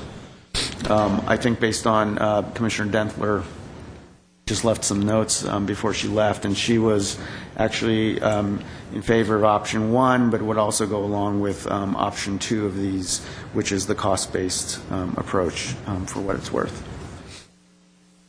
I'm okay with option 2 as long as we don't set any fee structure and allow the council to... The council. Yeah, absolutely. I'm not okay with these fees. Are you? I'm not for that. I think we should go with option 2. Either we ask for additional cost information to come forward, or we approve it as is today, and 6 months later we will adjust. Based on actual data. Based on actual data. Yeah, those are the 2 suggestions that I have. Commissioners, it sounds like there are a number of options on the table, so when you're ready, someone can just make a motion and then we can see if there's support for it. Okay. I'm going to go ahead and move option 2, approving the rate structure today, writing it in 6 months. We will readjust if necessary. Readjust prospectively or going back, going forward? Looking back at the actual 6 months cost and the monthly fees we're talking about. I understand the installation fees are set and you've determined that to be the actual cost. But the billing fees, the meter reading fees and all that, we will look at those fees for those first 6 months and readjust if need be for the future. So the consumers get a credit back if the fees are lower? No, I mean, that additional money should be considered as they're structuring the fees. They can kind of put that... Blend it in. Yeah, blend in and, make it a little bit lower, fully knowing how many people have already opted in, so they can kind of do the balance right there. Give them like a credit on bills going forward kind of thing? Right, and have the rate a little lower. Right. I think I understand the option. Does the rest of the commission understand the motion as presented? I get it. Yeah, I mean, I think it's number 2 as is, except we're adding a clause that says to revisit the costs after an analysis of 6 months of actually having the opt-out option in place. Right, and recalibrating the costs based upon those actual numbers. On that but there's really no grace period where the customer still has to pay at day 1. Once they, yeah. That is what the motion, current motion is. Yeah. So if you don't agree, obviously, you'll have an opportunity to vote against it. Should we vote on it? So there's a motion on the table, so now we need a second if there is one. I'll second. Okay. Any discussion? What we already said? I don't agree with the motion. I mean, I would propose another motion, which I think... Okay, well, let's vote on this motion. Let's get through this one. Vote. Okay. If there's no discussion, then I'll move it for a vote. All those in favor? Aye. Aye. All those Opposed? opposed? Nay? Nay. Motion fails. Is there another motion? My motion would be to adopt option 2 without setting any fees and allowing GWP to come up with a better and a more itemized fee structure for the council's meeting and allowing them to choose a fee structure. That's it. Okay, so no fees. Option 2, without fees, and then I'm sorry, I didn't hear you on the third part. I'm okay. I'm all right with the idea of having these customers bear the fees, but I don't want to set a fee structure for consumers based on the numbers provided today. Okay, so the third part was for the city council to consider the fees. Is that, am I correctly For characterizing city council to get a itemized, more detailed report on how the fees were calculated, and them actually agree on the fees charged to the consumers. Okay, so option 2, no fees associated with them, but then, I'm so sorry. If you could say it one more time, I will get it right. I think where the confusion is, Commissioner Jemian, is that option 2 actually states, will be charged the opt-out program fees as set forth in the concurrently considered. So it's a conflict. So saying no. what I'm saying, option 2 modified that the fees will be charged, but not according to this particular rate sheet that has been provided to us today. And allow council to make that decision what the fees will be based on more detailed information provided to them. Understood. Is there a second? Well, for point of clarification, does that mean that once the customer opt out and get a new meter, then the customer doesn't pay anything until the city council decides what the fees are? It's fine. They wouldn't get the meter anyway until this is in place. So there won't be back bill later on either? Not going to happen until this is approved by council. Okay, this isn't being charged. I mean, the opt-out program isn't even in place until council approves this, so charges associated with it up until then. Okay, so I just want to clarify that the customers are not But it paying still doesn't anything. get you the grace period. It's not a grace period, but it could be a prolonged grace period. So when are you suggesting that the information will go to council? Tomorrow? Tomorrow? I mean, the detail cost information? We will provide what we have, yes. So there's a motion on the floor. Yeah, I was second. There's a second on that. Second. Okay. Now we have discussion. I think what he suggested was pretty much the other option I was talking about earlier, approving the 2, and, with additional rate information, then, council can review, right? I mean, essentially, I think that's The only difference is that he's not, we're kind of punting the cost issue to city council, which is actually their decision anyway. This is just, remember, this is just a recommendation. What we're suggesting is that there be more detailed in these fees that have been outlined, be provided to council for their benefit so that when they do make the decision, they have more information. I think that's what this recommendation would accomplish, the current motion would accomplish. Are you in agreement with that assessment? Okay. Absolutely. Okay, we have a second. Any other Yes. discussion? Well, I know that this is a complex issue. I think there's a lot of stakes present, so I think it's something that is going to be a tough issue even for us to consider as well as for the City Council to consider. So I'm not sure we're punting it. We're making a recommendation to the City Council, and it's still their prerogative to adopt. But I think it's fair for the customers to not pay anything in the meantime if they do want a smart meter, and hopefully the City Council will see that as well, that this is a good thing for our community, and then over time I think everyone will adopt the new smart meter, so that's just my thing. Let me get this clear again. So you are proposing this motion to, you know how originally you said you don't want to charge any fees, but now you're actually saying you're open to them charging fees, but you just want City Council to approve them, right? I never said that originally. Oh, what, you never said I was what? saying I'm not agreeing with consumers being charged these fees. These fees, oh, okay, okay. So you are open to them being charged some fees? Absolutely. Okay, I just think okay. giving me a number without any support does not allow me to actually approve it. Okay, so you're approving this concept, but you want to leave it to council to approve the actual fees? When there is more detailed There's more information detail provided. tomorrow. Okay. Tomorrow. Any other Very questions? clear, and you're okay with that, right? You second the motion? Yes, I'll go second. ahead and third, yeah. Okay. Let's Then move forward. Then I'll put it to a vote. All those in favor? Aye. Aye. Aye. Opposed? None.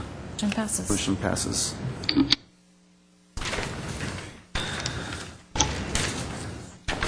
Okay, next agenda item. Item 3A, Greener Glendale Plan for Community Activities. Cassandra Pruitt.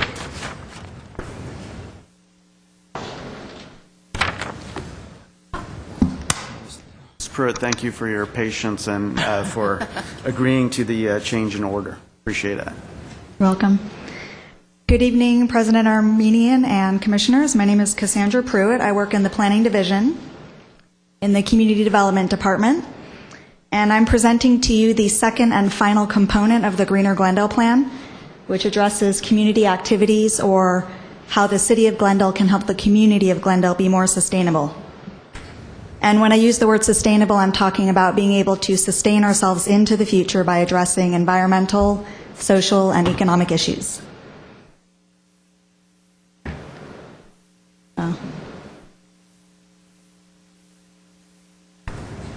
As you may recall, since I presented to you the first document in October of last year, the Greener Glendale Plan is grant funded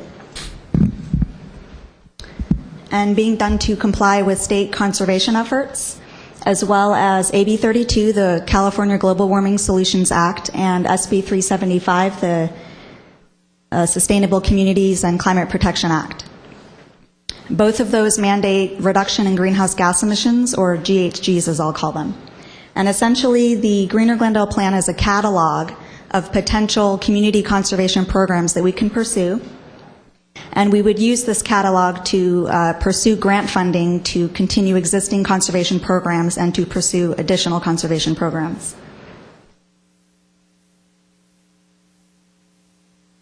City Council indicated their support for the Greener Glendale effort by adopting on November 9, 2010, a resolution to address sustainability and climate change.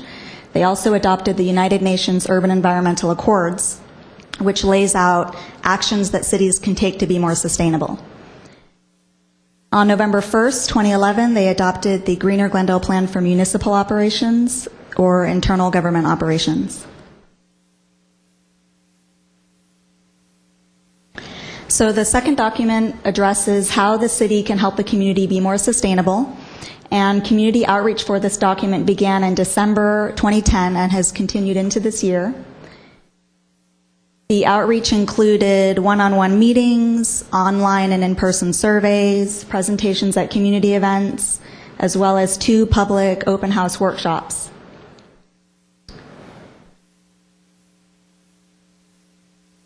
We also worked with schools and businesses to include their conservation efforts in the plan, and we worked with city departments to ensure that existing programs and planned programs are included in the document. So the rest of the document has additional programs.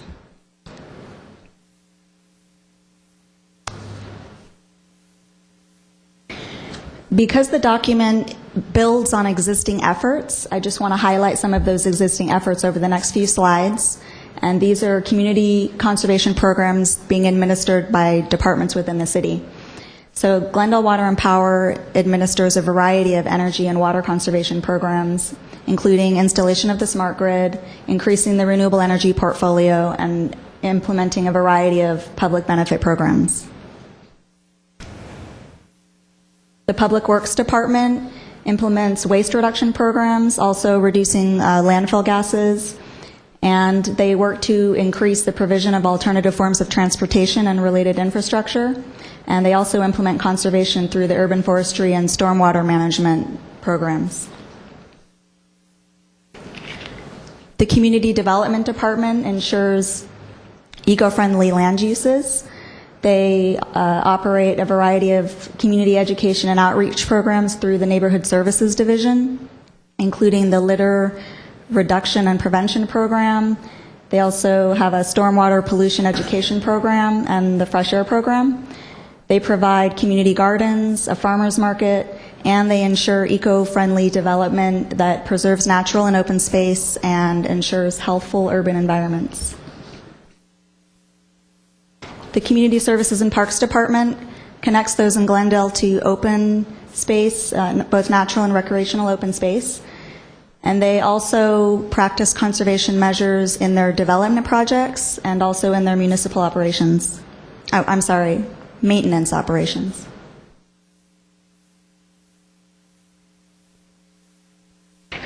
The fire department promotes environmental health through the reduction of toxics.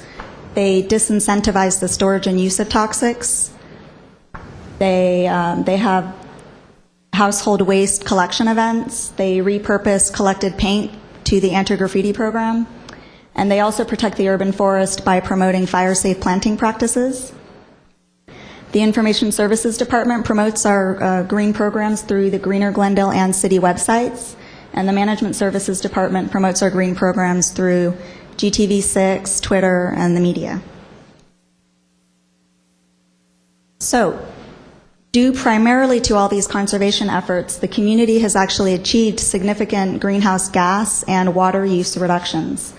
During the years that we inventoried, 2004 and 2009, the community achieved a 7% reduction in greenhouse gas emissions and a 17% reduction in water use.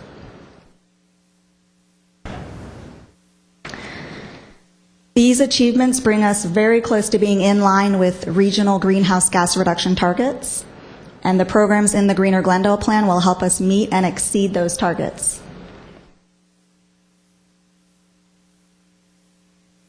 This shows that our existing programs bring us to 7% greenhouse gas reduction, achieving a 33% renewable energy portfolio by 2020 should get us to 12%, and the programs in the Greener Glendale Plan can get us at least 26%. The other programs, they're the clean car and fuel, those are through state regulations, so they can potentially help us get significant greenhouse gas reductions. However, they're not within the control of the city. So the Greener Glendale Plan is composed of a variety of conservation programs according to these sustainability topics listed here. And as a note, the programs would not be pursued unless grant funding became available. Also, the programs are at the policy level, so there's no specific projects listed in the document. It's very high level kind of guidance for these are things that we could potentially do if we got the money. I mentioned that we partnered with schools and businesses. They shared with us their own conservation efforts and how that would help the community meet the greenhouse gas reduction target. So we worked with Glendale Unified School District, Glendale Community College, a variety of large businesses including the Americana at Brand, Disney, DreamWorks, Forest Lawn Memorial Park, Glendale Federal Credit Union,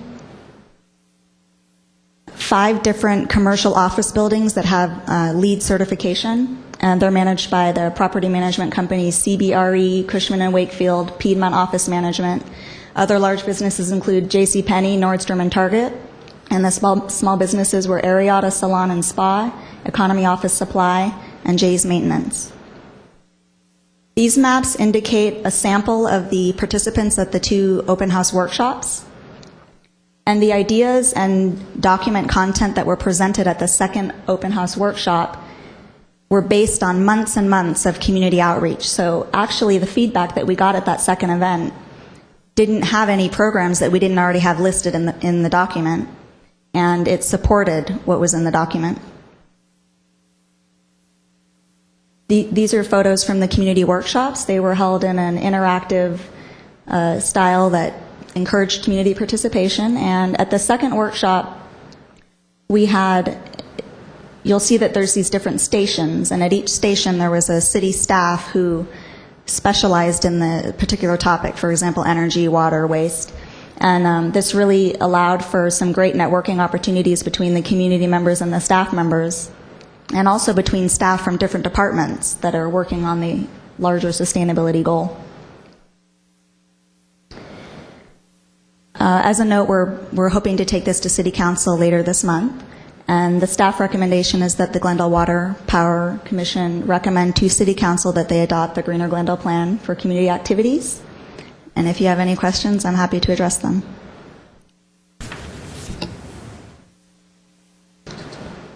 Questions? Oh, may I ask if this plan, how's this plan different than the one you presented back in October?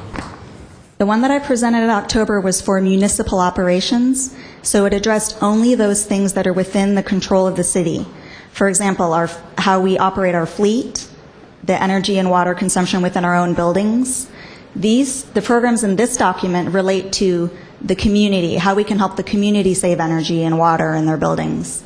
And there is some overlap. There's certain programs that the city operates that are out there in the community, for example, tree planting. So there's a little bit of overlap, but this document is focusing on those things that are with the community, not within our own. And is there a cost associated with this plan for the community activities? No. This document doesn't lay out specific projects, so there's no way to quantify what the cost would be. But if we were to implement the programs, funding would be required to do that. That would come from the city to partner with these different communities for reduction in greenhouse gases. So there will be a cost associated with that.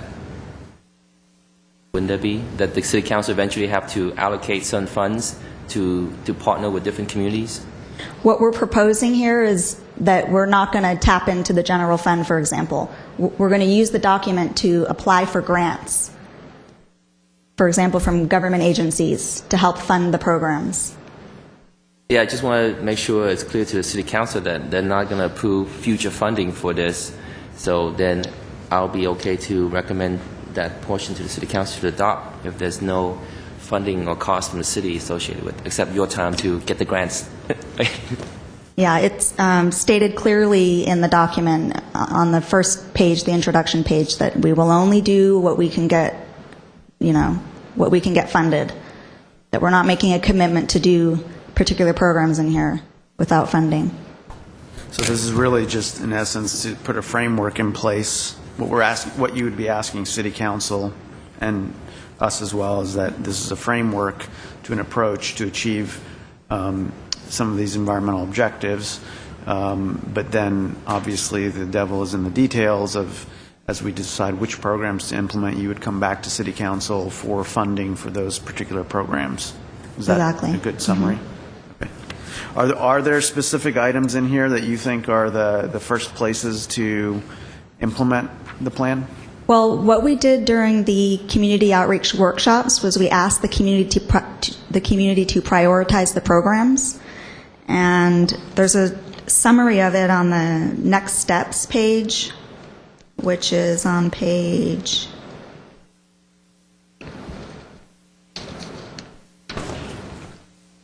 77 of the document. Now, what we did was we created a priority list based on which programs were shown to probably result in the greatest greenhouse gas emission reductions. And then we also looked at what the community felt was important and what seemed feasible. And we came up with a sort of rough guideline of which ones were most priority. The one that kind of rose to the top, the community really is interested in seeing basically increased interest in the community, increased awareness and education about conservation in the community. So, generally speaking, or right. or in a specific area? Are we talking about water? Are we talking about power? Both? Generally speaking. So I'm trying to find the actual table that lists the final priority list. Let's see. So as far as the funding here it from is. GWP goes, there's no surprise to our budget, right? No, not at all. Okay, so everything's been looked at, budgeted, and Yes. no surprise. Okay. Yeah, we worked closely with Glendale Water and Power, and they reviewed this. And basically, the community likes what they're doing Yeah. and all the programs, and they just want to see more. So I found this. Congratulations on a great job. I reviewed the document earlier. It's very impressive. I really liked, a lot of the programs that are in here. Thank you. Page 9 has the final priority list. And it says, number 1, conduct community outreach and education to promote and encourage sustainable practices, which we're already doing, but that's a priority that they want to see continued. Okay. Thank you very much. This is a great report. I really feel all the work that went into this is, like many areas in our city, something to be proud of in terms of a leadership position and making sure we do the right thing in the city and think about our future as a city. So I really appreciate all the work that went into this. Thank you. Okay. Do we? Are you looking for a recommendation of this plan to? Okay. So do we have a motion? I'll move to approve or adopt this greener Glendale plan. Is there a second? Second? Second. Okay. Any discussion? All those in favor? Aye. Aye. Unanimous. Thank you very much. Thank you. Thank you. Appreciate your patience as well for waiting on the agenda item. Next item. Item 4A, update water rates. Mike Bell.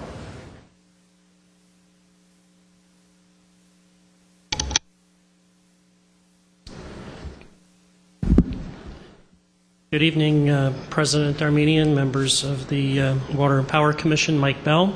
Have a very brief verbal update on the status of the water rate activities. Since our last meeting, there really has been little any further residential concerns raised. As a matter of fact, no further protests have been received by the city, so we still stand at 83, which is less than 0.2% of the total. We've learned a little more about the concerns of the business community, and I'd like to outline those for you briefly. There are basically three areas. One was lack of sufficient notice. Second, disproportional rate adjustments to the commercial class. And the third concern that was expressed was the large increase for the fire line charges. Let me take a moment to address each of those individually for you. With regard to the lack of sufficient notice, GWP believes that, it is a fact that the commercial businesses receive absolutely the same notice and the same timetable as the residents through both the Prop 218 notice as well as advertisements, community outreach, etc. However, that being said, GWP also recognizes that during the holiday season for many commercial operations, that's a busy time of year. People are on vacation.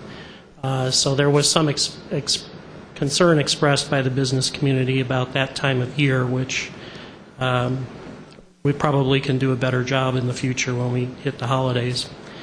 We also feel that GWP could have done a little more outreach in the business community, and with future rate adjustments, we certainly will do that. But in essence, the notices were the same across all customer classes and all customers.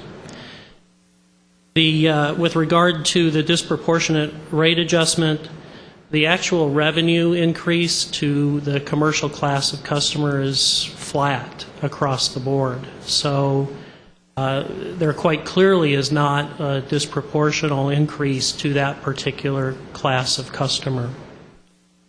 With regard to the concern over the large fire line charges, that is a legitimate concern of the business community because those fire line charges increase substantially under the revised rate structure. The fact is that for commercial users that have a considerable amount of water usage, the meter fees are offset by the reduction in the commodity charge. As you may recall, the commodity charge went from 2 tiers to 1 and was at a reduced level. Also with regard to the fire line meter charges, there's very little under the Prop 218 requirements that do not allow for shifting costs between customer classes to make any adjustments to that. Also like to point out that not every business has a fire line, and those that do not are not impacted by the rate changes. Going forward from this date, there is a meeting scheduled tomorrow with the Chamber of Commerce to go over these issues as I've just described and discuss them with the Chamber. The City Council hearing is scheduled for March 20th with the public hearing. The Council then would take action on the 27th, and assuming that the rate restructuring gets approved, it would go into effect. The earliest would be April 27th, with the 30-day period between the adoption of the ordinance and the impact of the rates. So as of this evening, that's where we stand. Mr. Steiger, I don't know if you'd care to add anything to that. Certainly happy to take any questions you may have. Any questions? I have a couple of questions. So you said you met with some of those concerned businesses?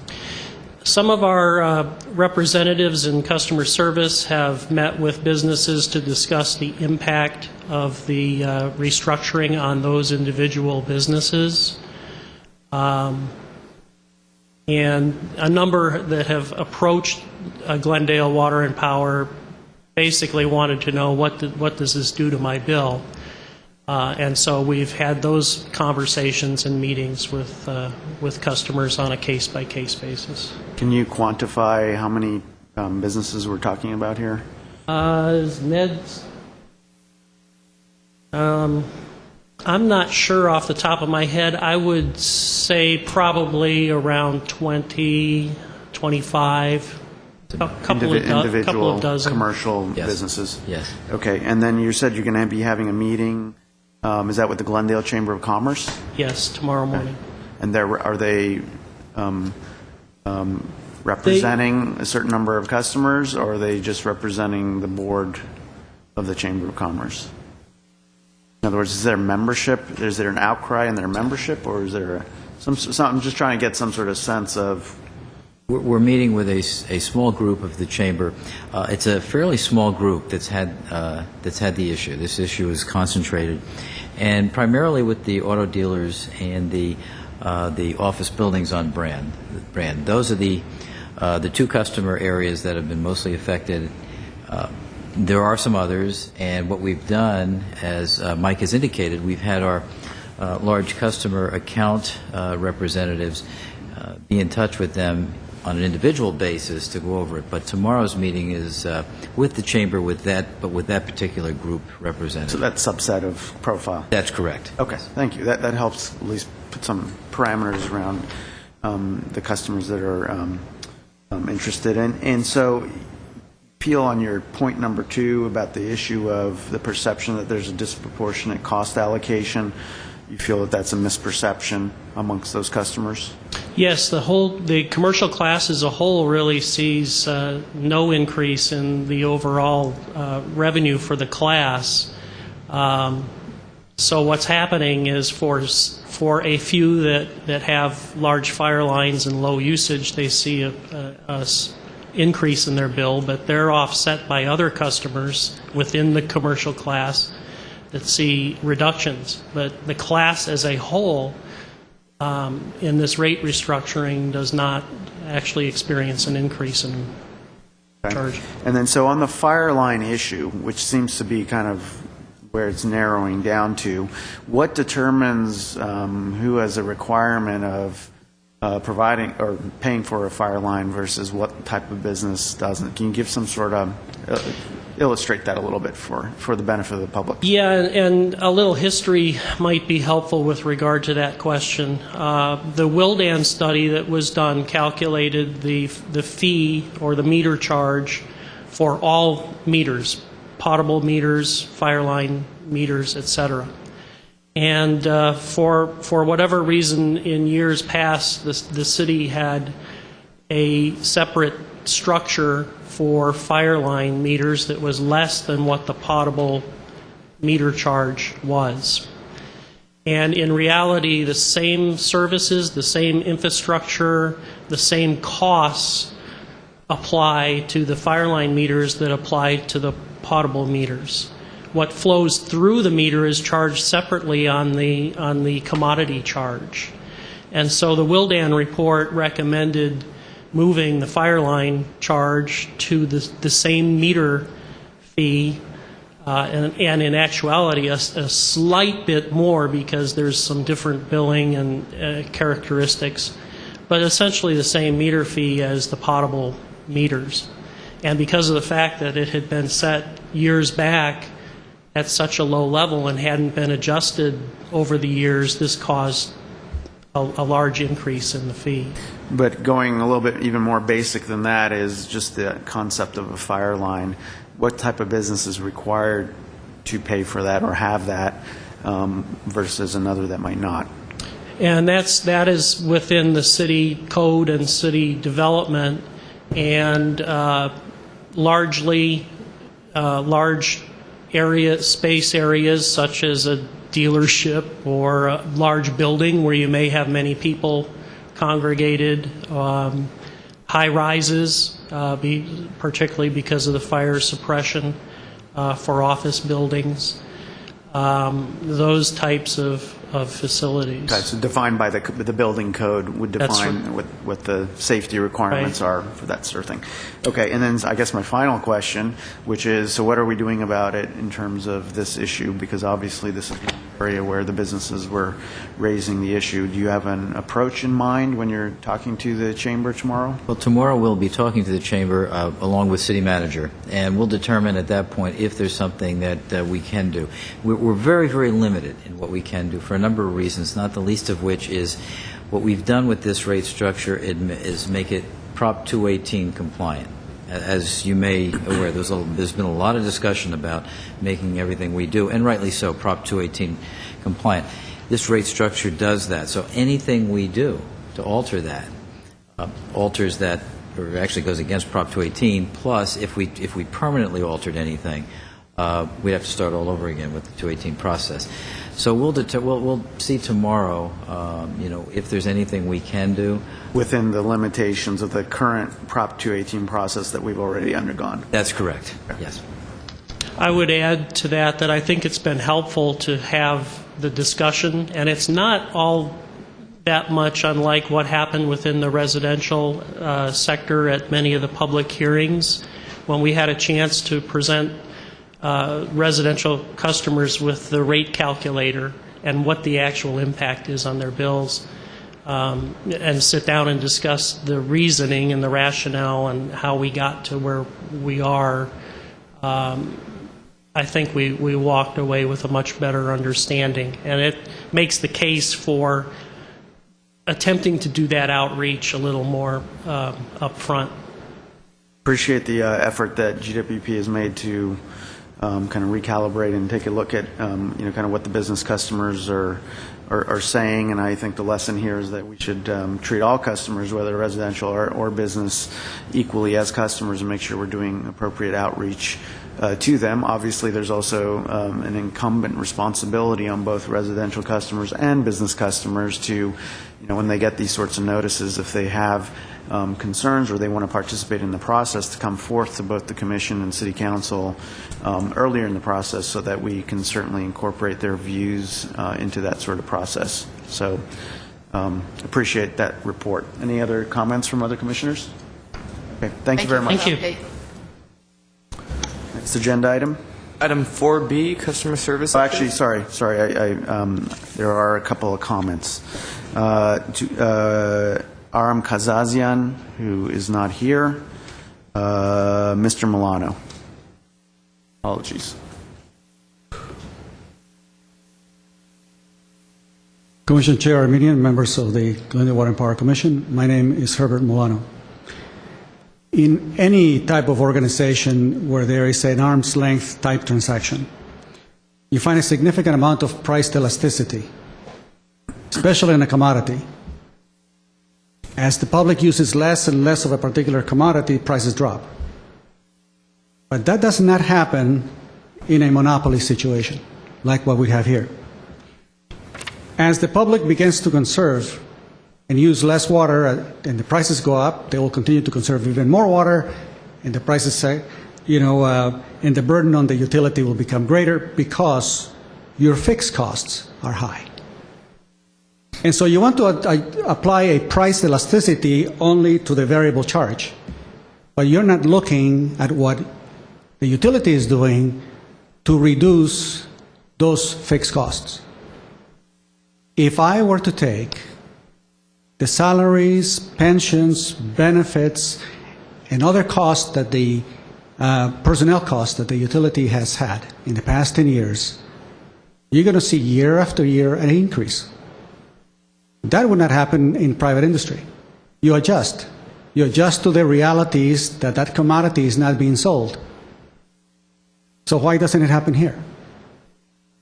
In 2005, we had a significant increase in the pension.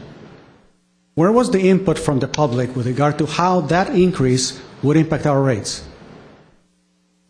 And what is the role of the Glendale Water and Power Commission to at least make your position known with regard to how you restrict and how you look at the fixed cost that the utility has?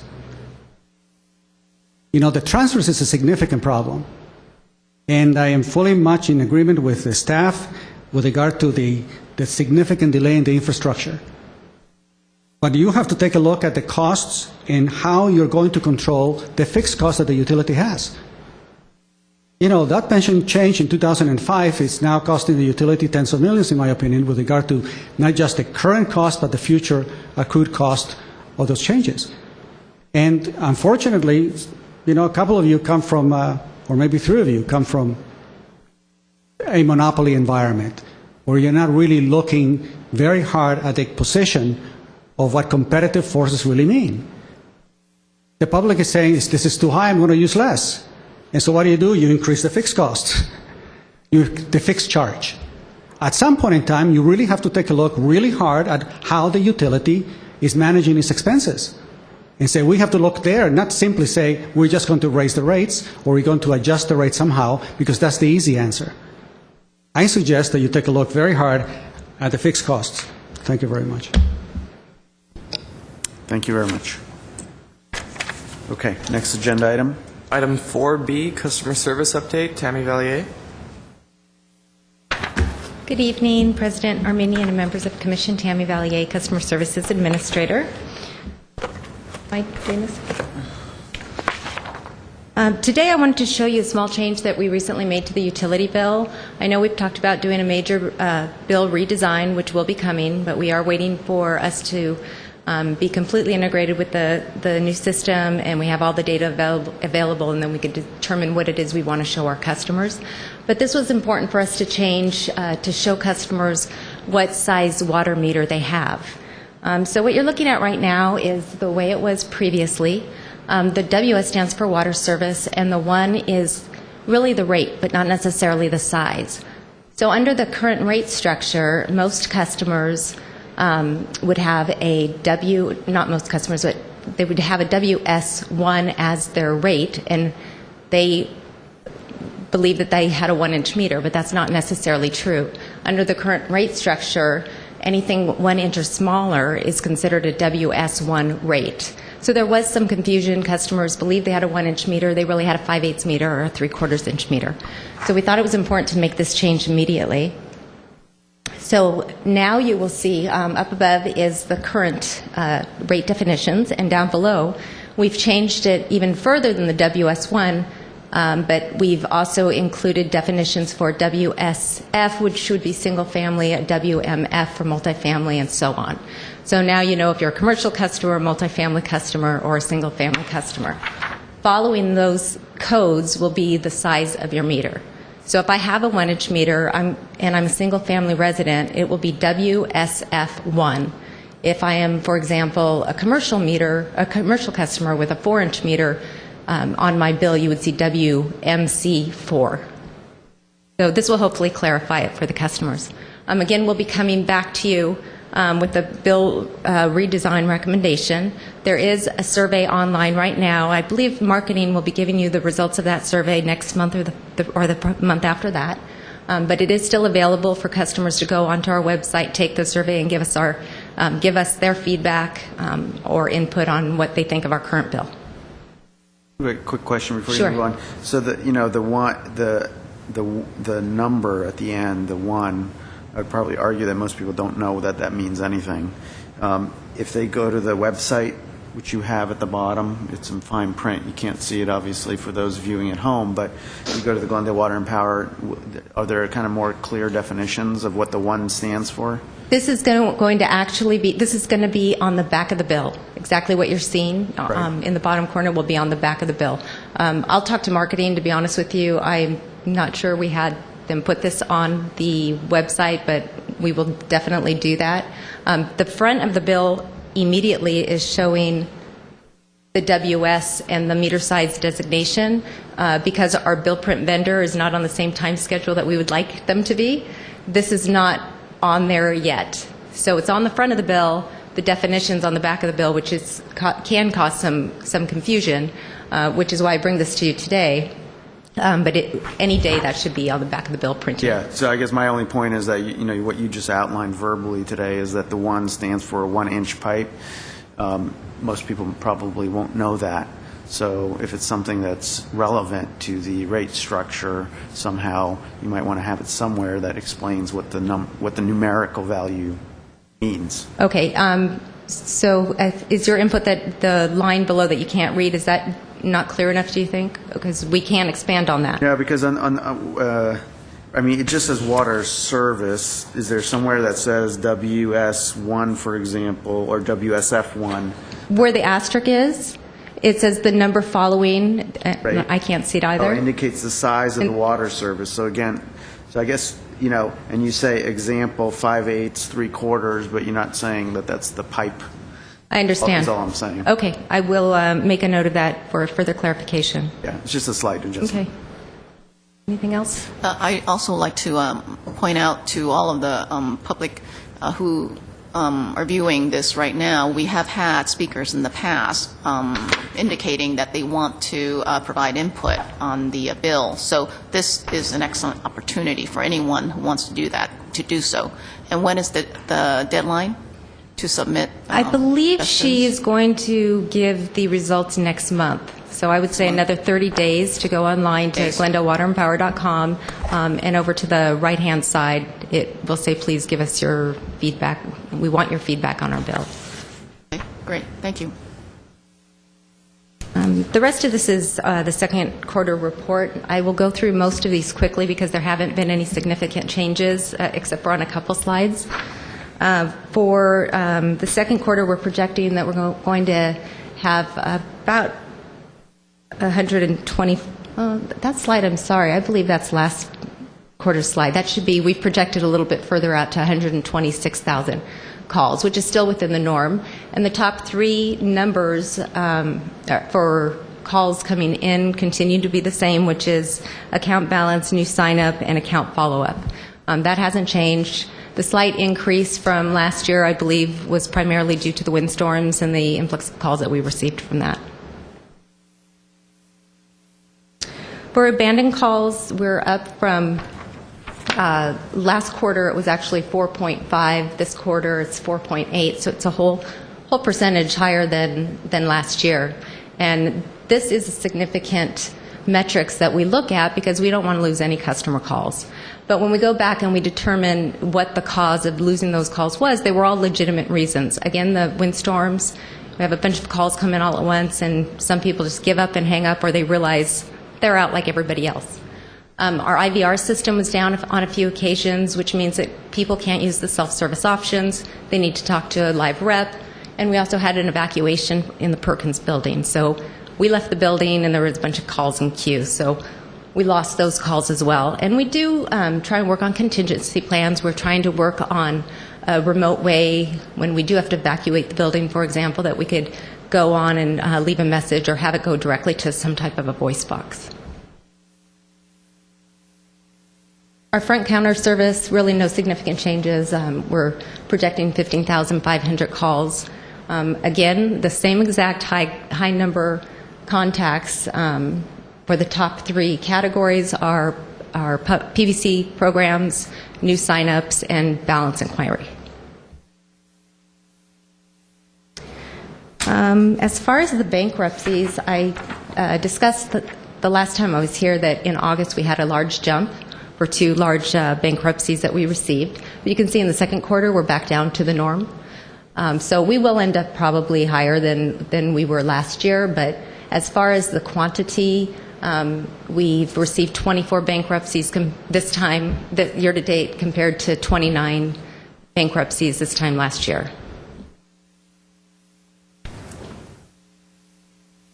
Our write-off to revenue remains very low. For all services that appear on the bill, we wrote off 0.16%. If you were to just extract the water and the electric, it's even lower at 0.13%. So we're doing really well, and we're still very far below the average of the SCAPA utilities.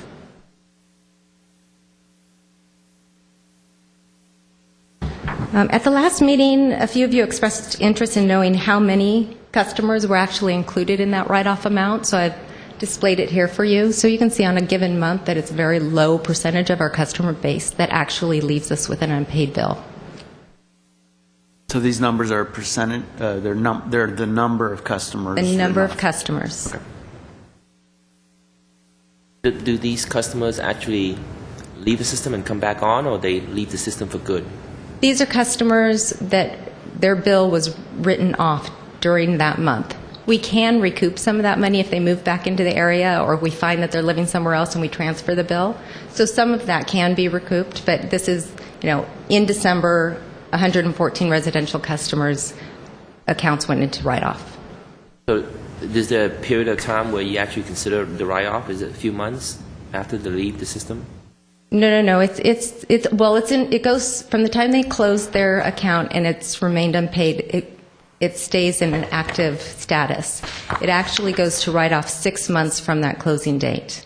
But we'll continue to collect on it up to 4 years. Okay. So let's say for December, 114 customers, that's actually 6 months. They had closed the account 6 months before. Correct. And then you finally wrote them off. Correct.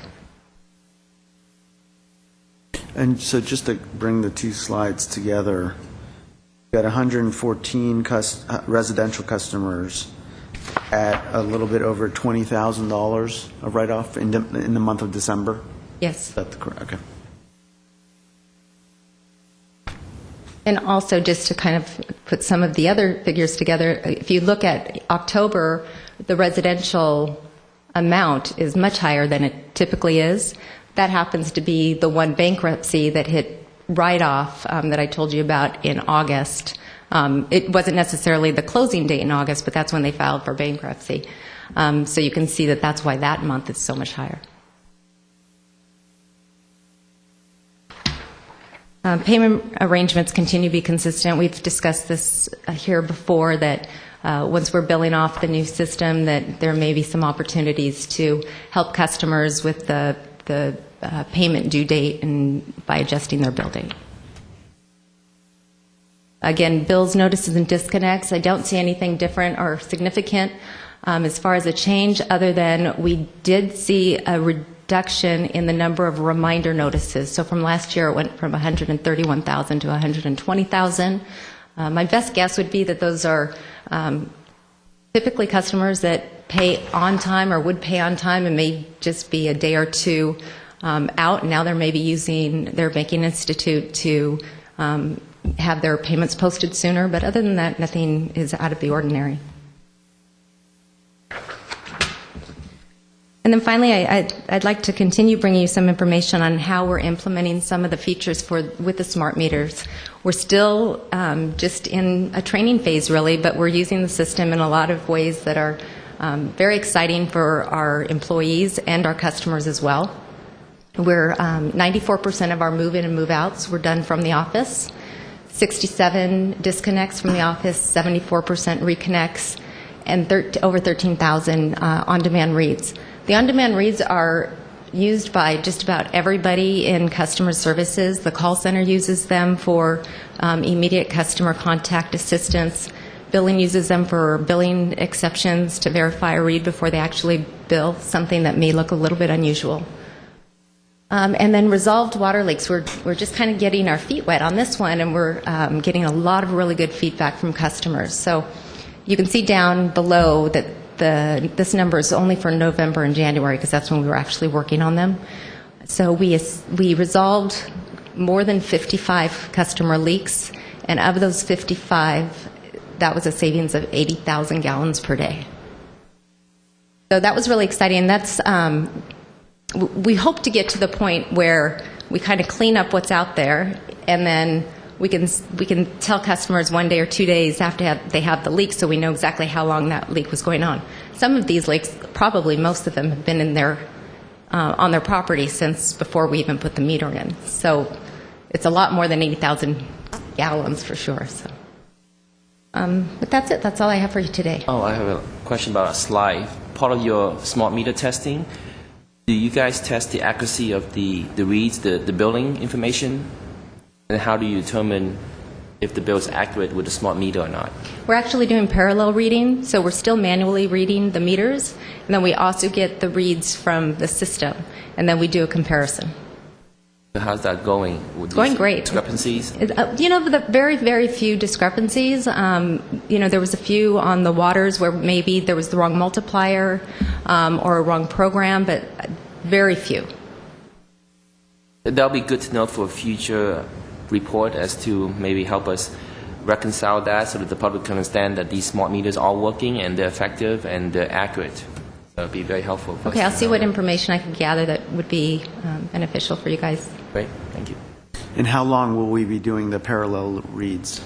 We're doing the firmware update right now, and we want to have that, of course, be completed and those meters activated, and then we want to again do another series of parallel reads just to make sure that the firmware didn't do anything to the software. So I would say probably one billing cycle after that's completed. And this parallel reads for all of the meters? All the meters. Thanks. Any other discussion, questions?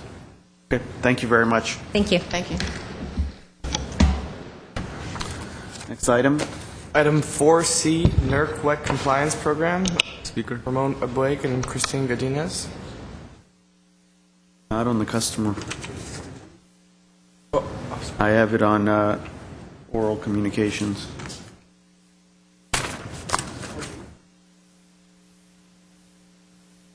No. You only had one for 4A. Oh, yeah, sorry, you do. Sorry.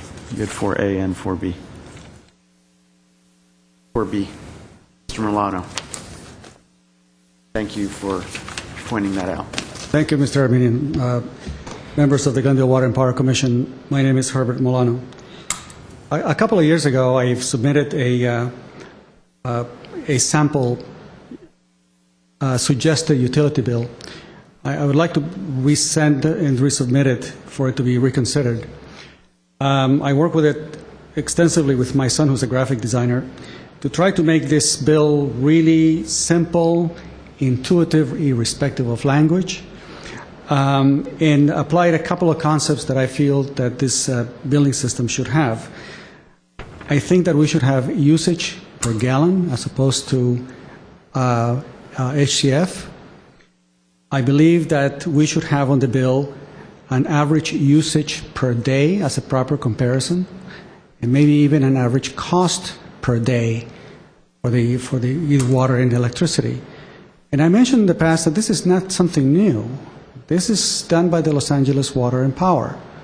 So the problem with looking on the web at a histogram that gives you the cost by month, when one month is, 56 days and another month is 64 days, it's a useless chart. Seriously, it's like nobody thought of thinking, say, what am I conveying with this histogram?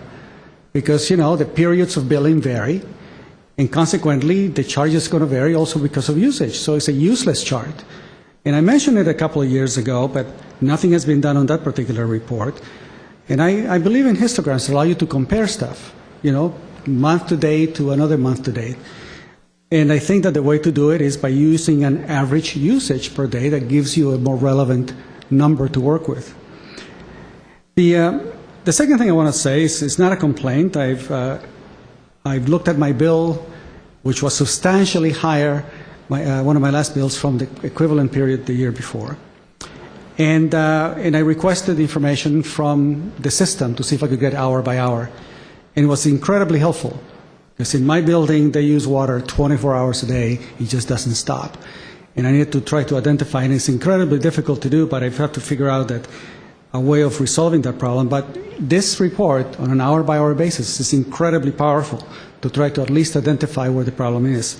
So I'm very glad the system is up and working. I can't wait until I get an exception report on my iPhone, that gives me, it's 3 o'clock in the morning and your water usage is, going at 200 gallons an hour or something like that. I want to come back with a couple other observations, especially with regard to some of the histograms that are presented here, with regard to the number of calls. Given the total number of... May I have a couple of minutes? One more minute. Okay. Given the total number of calls, doesn't really give information. I think it needs a categorical grouping so that we can understand why people are calling and what the number are. Even though she verbally presented it, I think it should be on the histogram. Yes, the last point that I want to reemphasize is that as we move forward to these water rate changes and this new billing designs, that we should get a sense as to how these things are impacting the general public. And so I ask again, can we have a report on the number of 48-hour notices for zip code 91205? I've been requesting it because I think that the City Council and the public should know the impact of these rates on the zip code that has the most significantly large number of people under or at poverty. Thank you very much. Thank you. Next agenda item. Item 5, Item 4C, update NERC-WEC compliance program. Christine Godinez and Ramona Blake.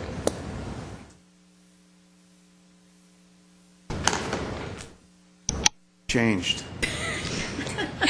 Regrettably, Mr. Boyd had to leave for a previous appointment, and he extends his apologies that he couldn't be here. So I'll do my best to convey what he would have conveyed.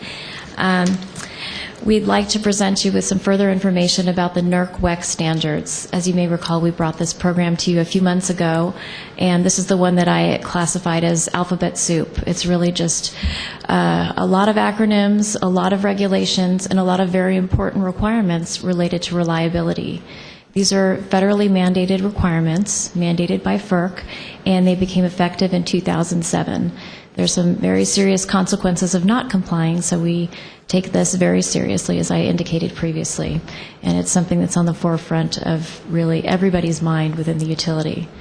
So because of that, we periodically engage with an auditor to make sure that we're on track and complying with what we need to be complying with. And that's particularly important this year because we have our actual real WEC audit coming up, the one that actually counts. So in January, we retained an auditor to do a mock audit as a dry run to make sure that we've got everything, all the documentation and all the information we need so that when we go through our real audit this May, we'll be ready. So that was conducted January 9th through 11th. The objectives were thorough review of evidence and subject matter expert training. We have a number of individuals that we've designated as our subject matter experts, and they're to be knowledgeable in all things in their particular area of the standards. So the good news is that we achieved our objectives, and the overall result is that we were compliant.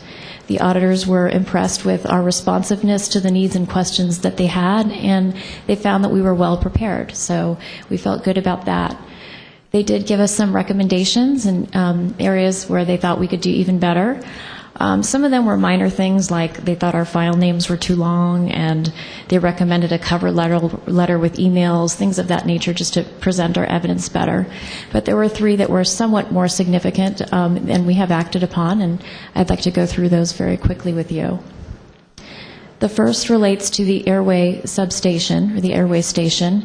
This is the interconnection point between Glendale and LADWP's systems. And we've had a long-standing agreement with LADWP. It's been in place since 1986, I believe, regarding the operation and maintenance of that station. And so our auditors recommended that we have better documentation of the responsibilities with respect to the operation and maintenance. Because that agreement was put together in 1986, it was well before these 2007 standards, so it doesn't specifically speak to NERC-WEC standards.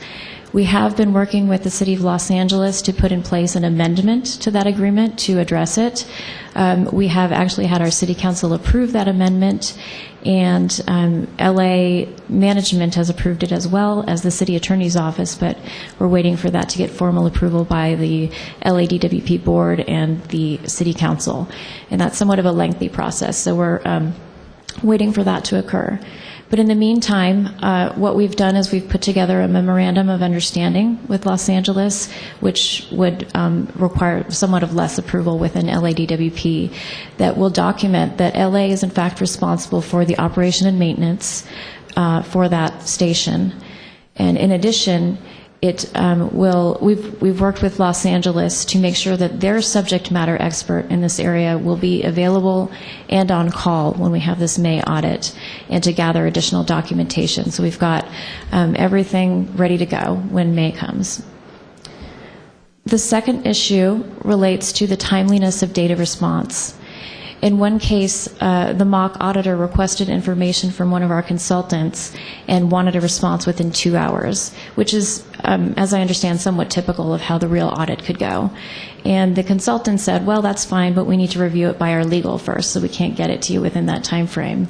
So they pointed out to us that this would be unacceptable in a real audit scenario. And it was actually good news for us, because we'd like to find that out in a mock audit as opposed to a real audit.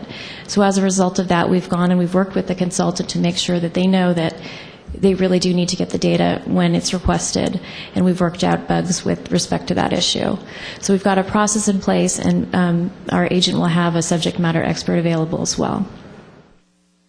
And lastly, regarding our internal compliance program, the mock auditor pointed out that we should extend awareness of our internal compliance program to all of the employees within GWP. It should not just be those who are, really touching it every day. And we thought we had done, frankly, a pretty good job of that already, but it made us mindful that, we need to really make it a point to make sure everyone within the organization is aware of it. And so the way we're doing that is we're incorporating updates related to the program and training with our safety program, and that's something that really touches all employees, so it'll increase awareness. And as I mentioned, our next audit is coming up in May.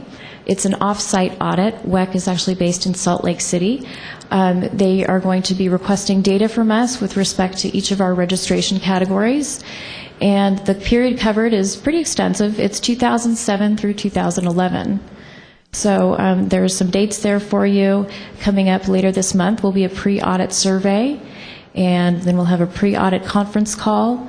And then in early May, we're participating in what's called the early opt-in program. They allow you to submit data early, and then they'll give you some feedback.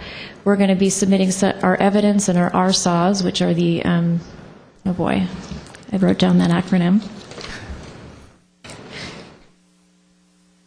That is the Reliability Standards Audit Worksheet.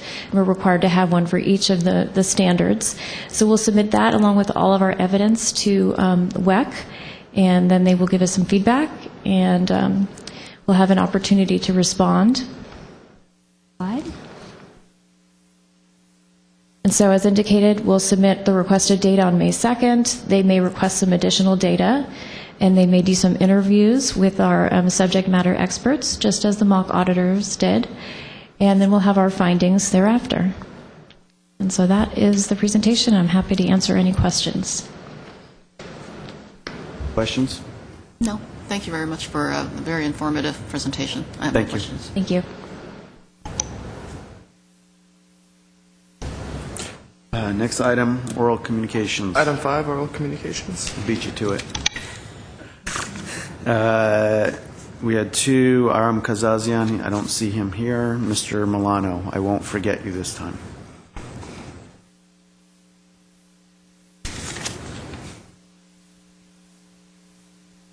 Thank you, Mr. Armenian, members of the GWP Commission and staff. My name is Herbert Milano.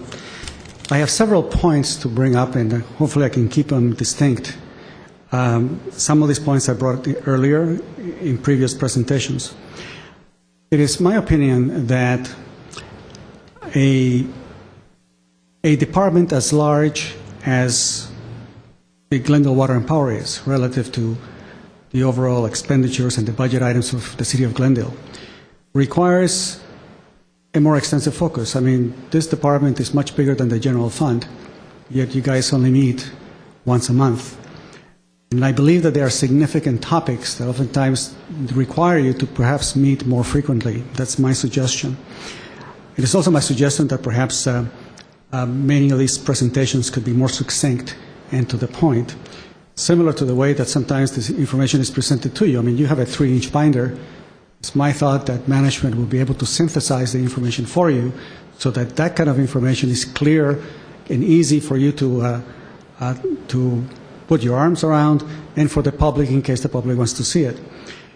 It's also my opinion that the city should ensure that you have more and more people with project management certifications, and also that management, there should be a push to have everyone in management be certified somehow with statistical courses in statistics, because you're dealing with the general public, you're dealing with massive amounts of data, and it's my impression that this should be one of the basic requirements of anyone in management, those two, project management statistics. On another topic, I made a request from through the California Public Records Act on the workmen's compensation claims by department. I was given the information back that no data exists to basically fulfill the requirement. I was particularly interested in police department, Glendale Water and Power, and the fire department to see what trends we can find from the workmen's compensation claims. I think it's a significant high cost to the city. It's about $13 million a year, and I figured that looking at those costs would be the purview of this particular commission.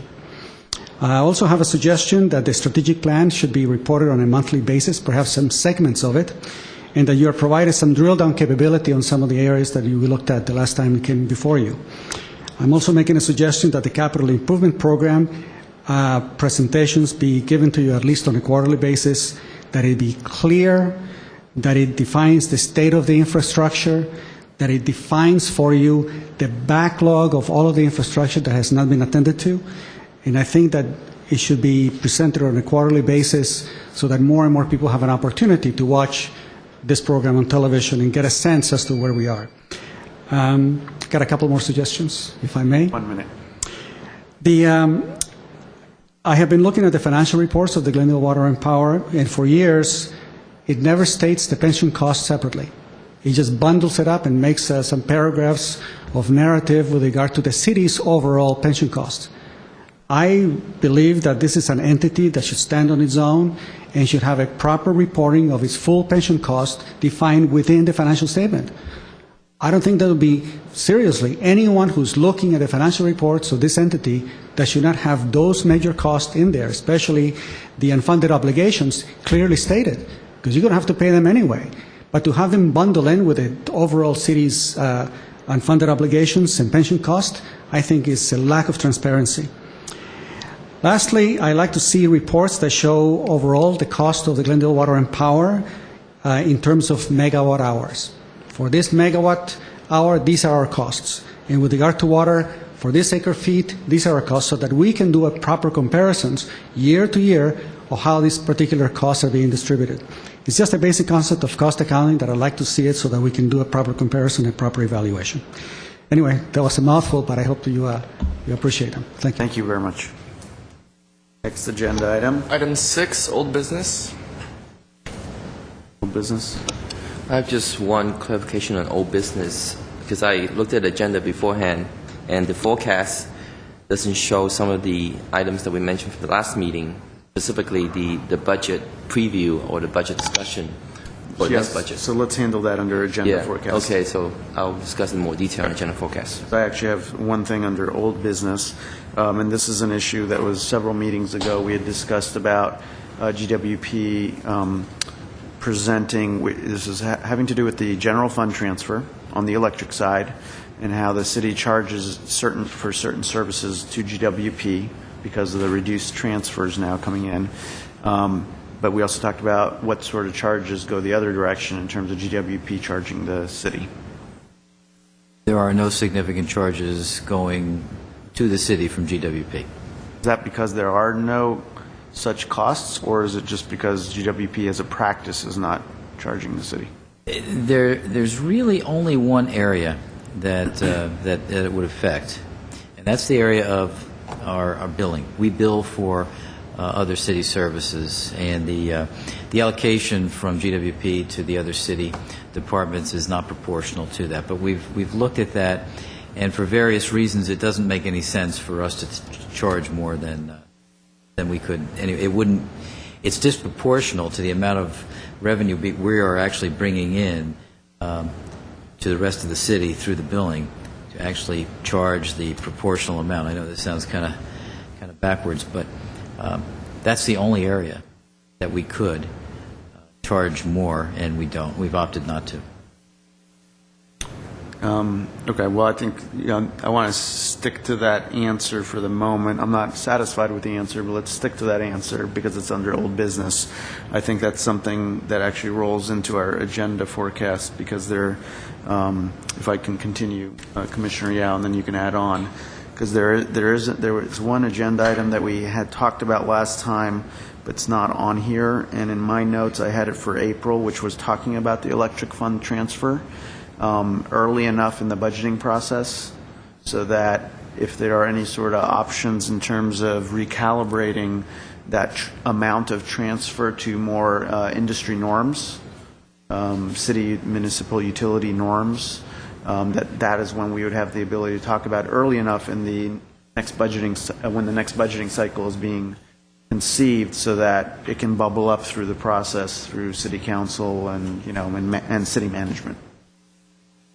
So if we could add that to April's agenda item, and I guess the expectation is to talk about, I think, first a general overview of what are the industry norms for general fund transfers from an electric utility, and where do we fall in comparison to that historically, and then going forward, kind of what's the cost-benefit analysis of the amount we're transferring versus, the needs that we have as a utility to fund prudent capital projects, which is essentially the challenge we had with the water fund transfer.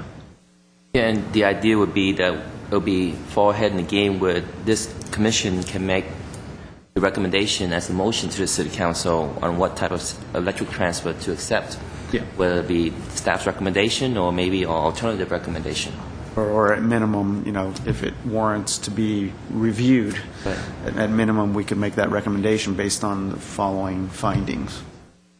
But if I can add to that, that's good that that's related to the budget discussion that I want specifically the electric transfer, but I was also wondering if next month, if you can amend to that discussion the idea of how much the utility is not charging the city, because I understand from previous public comments is that the water utility is not charging the city, for example, any water or any electricity. So if we were to add that or quantify it, that is almost like a hidden transfer. If we can quantify that, at least the city council would see it, and if they can consider that as part of the transfer, then they might reduce the actual cash transfer.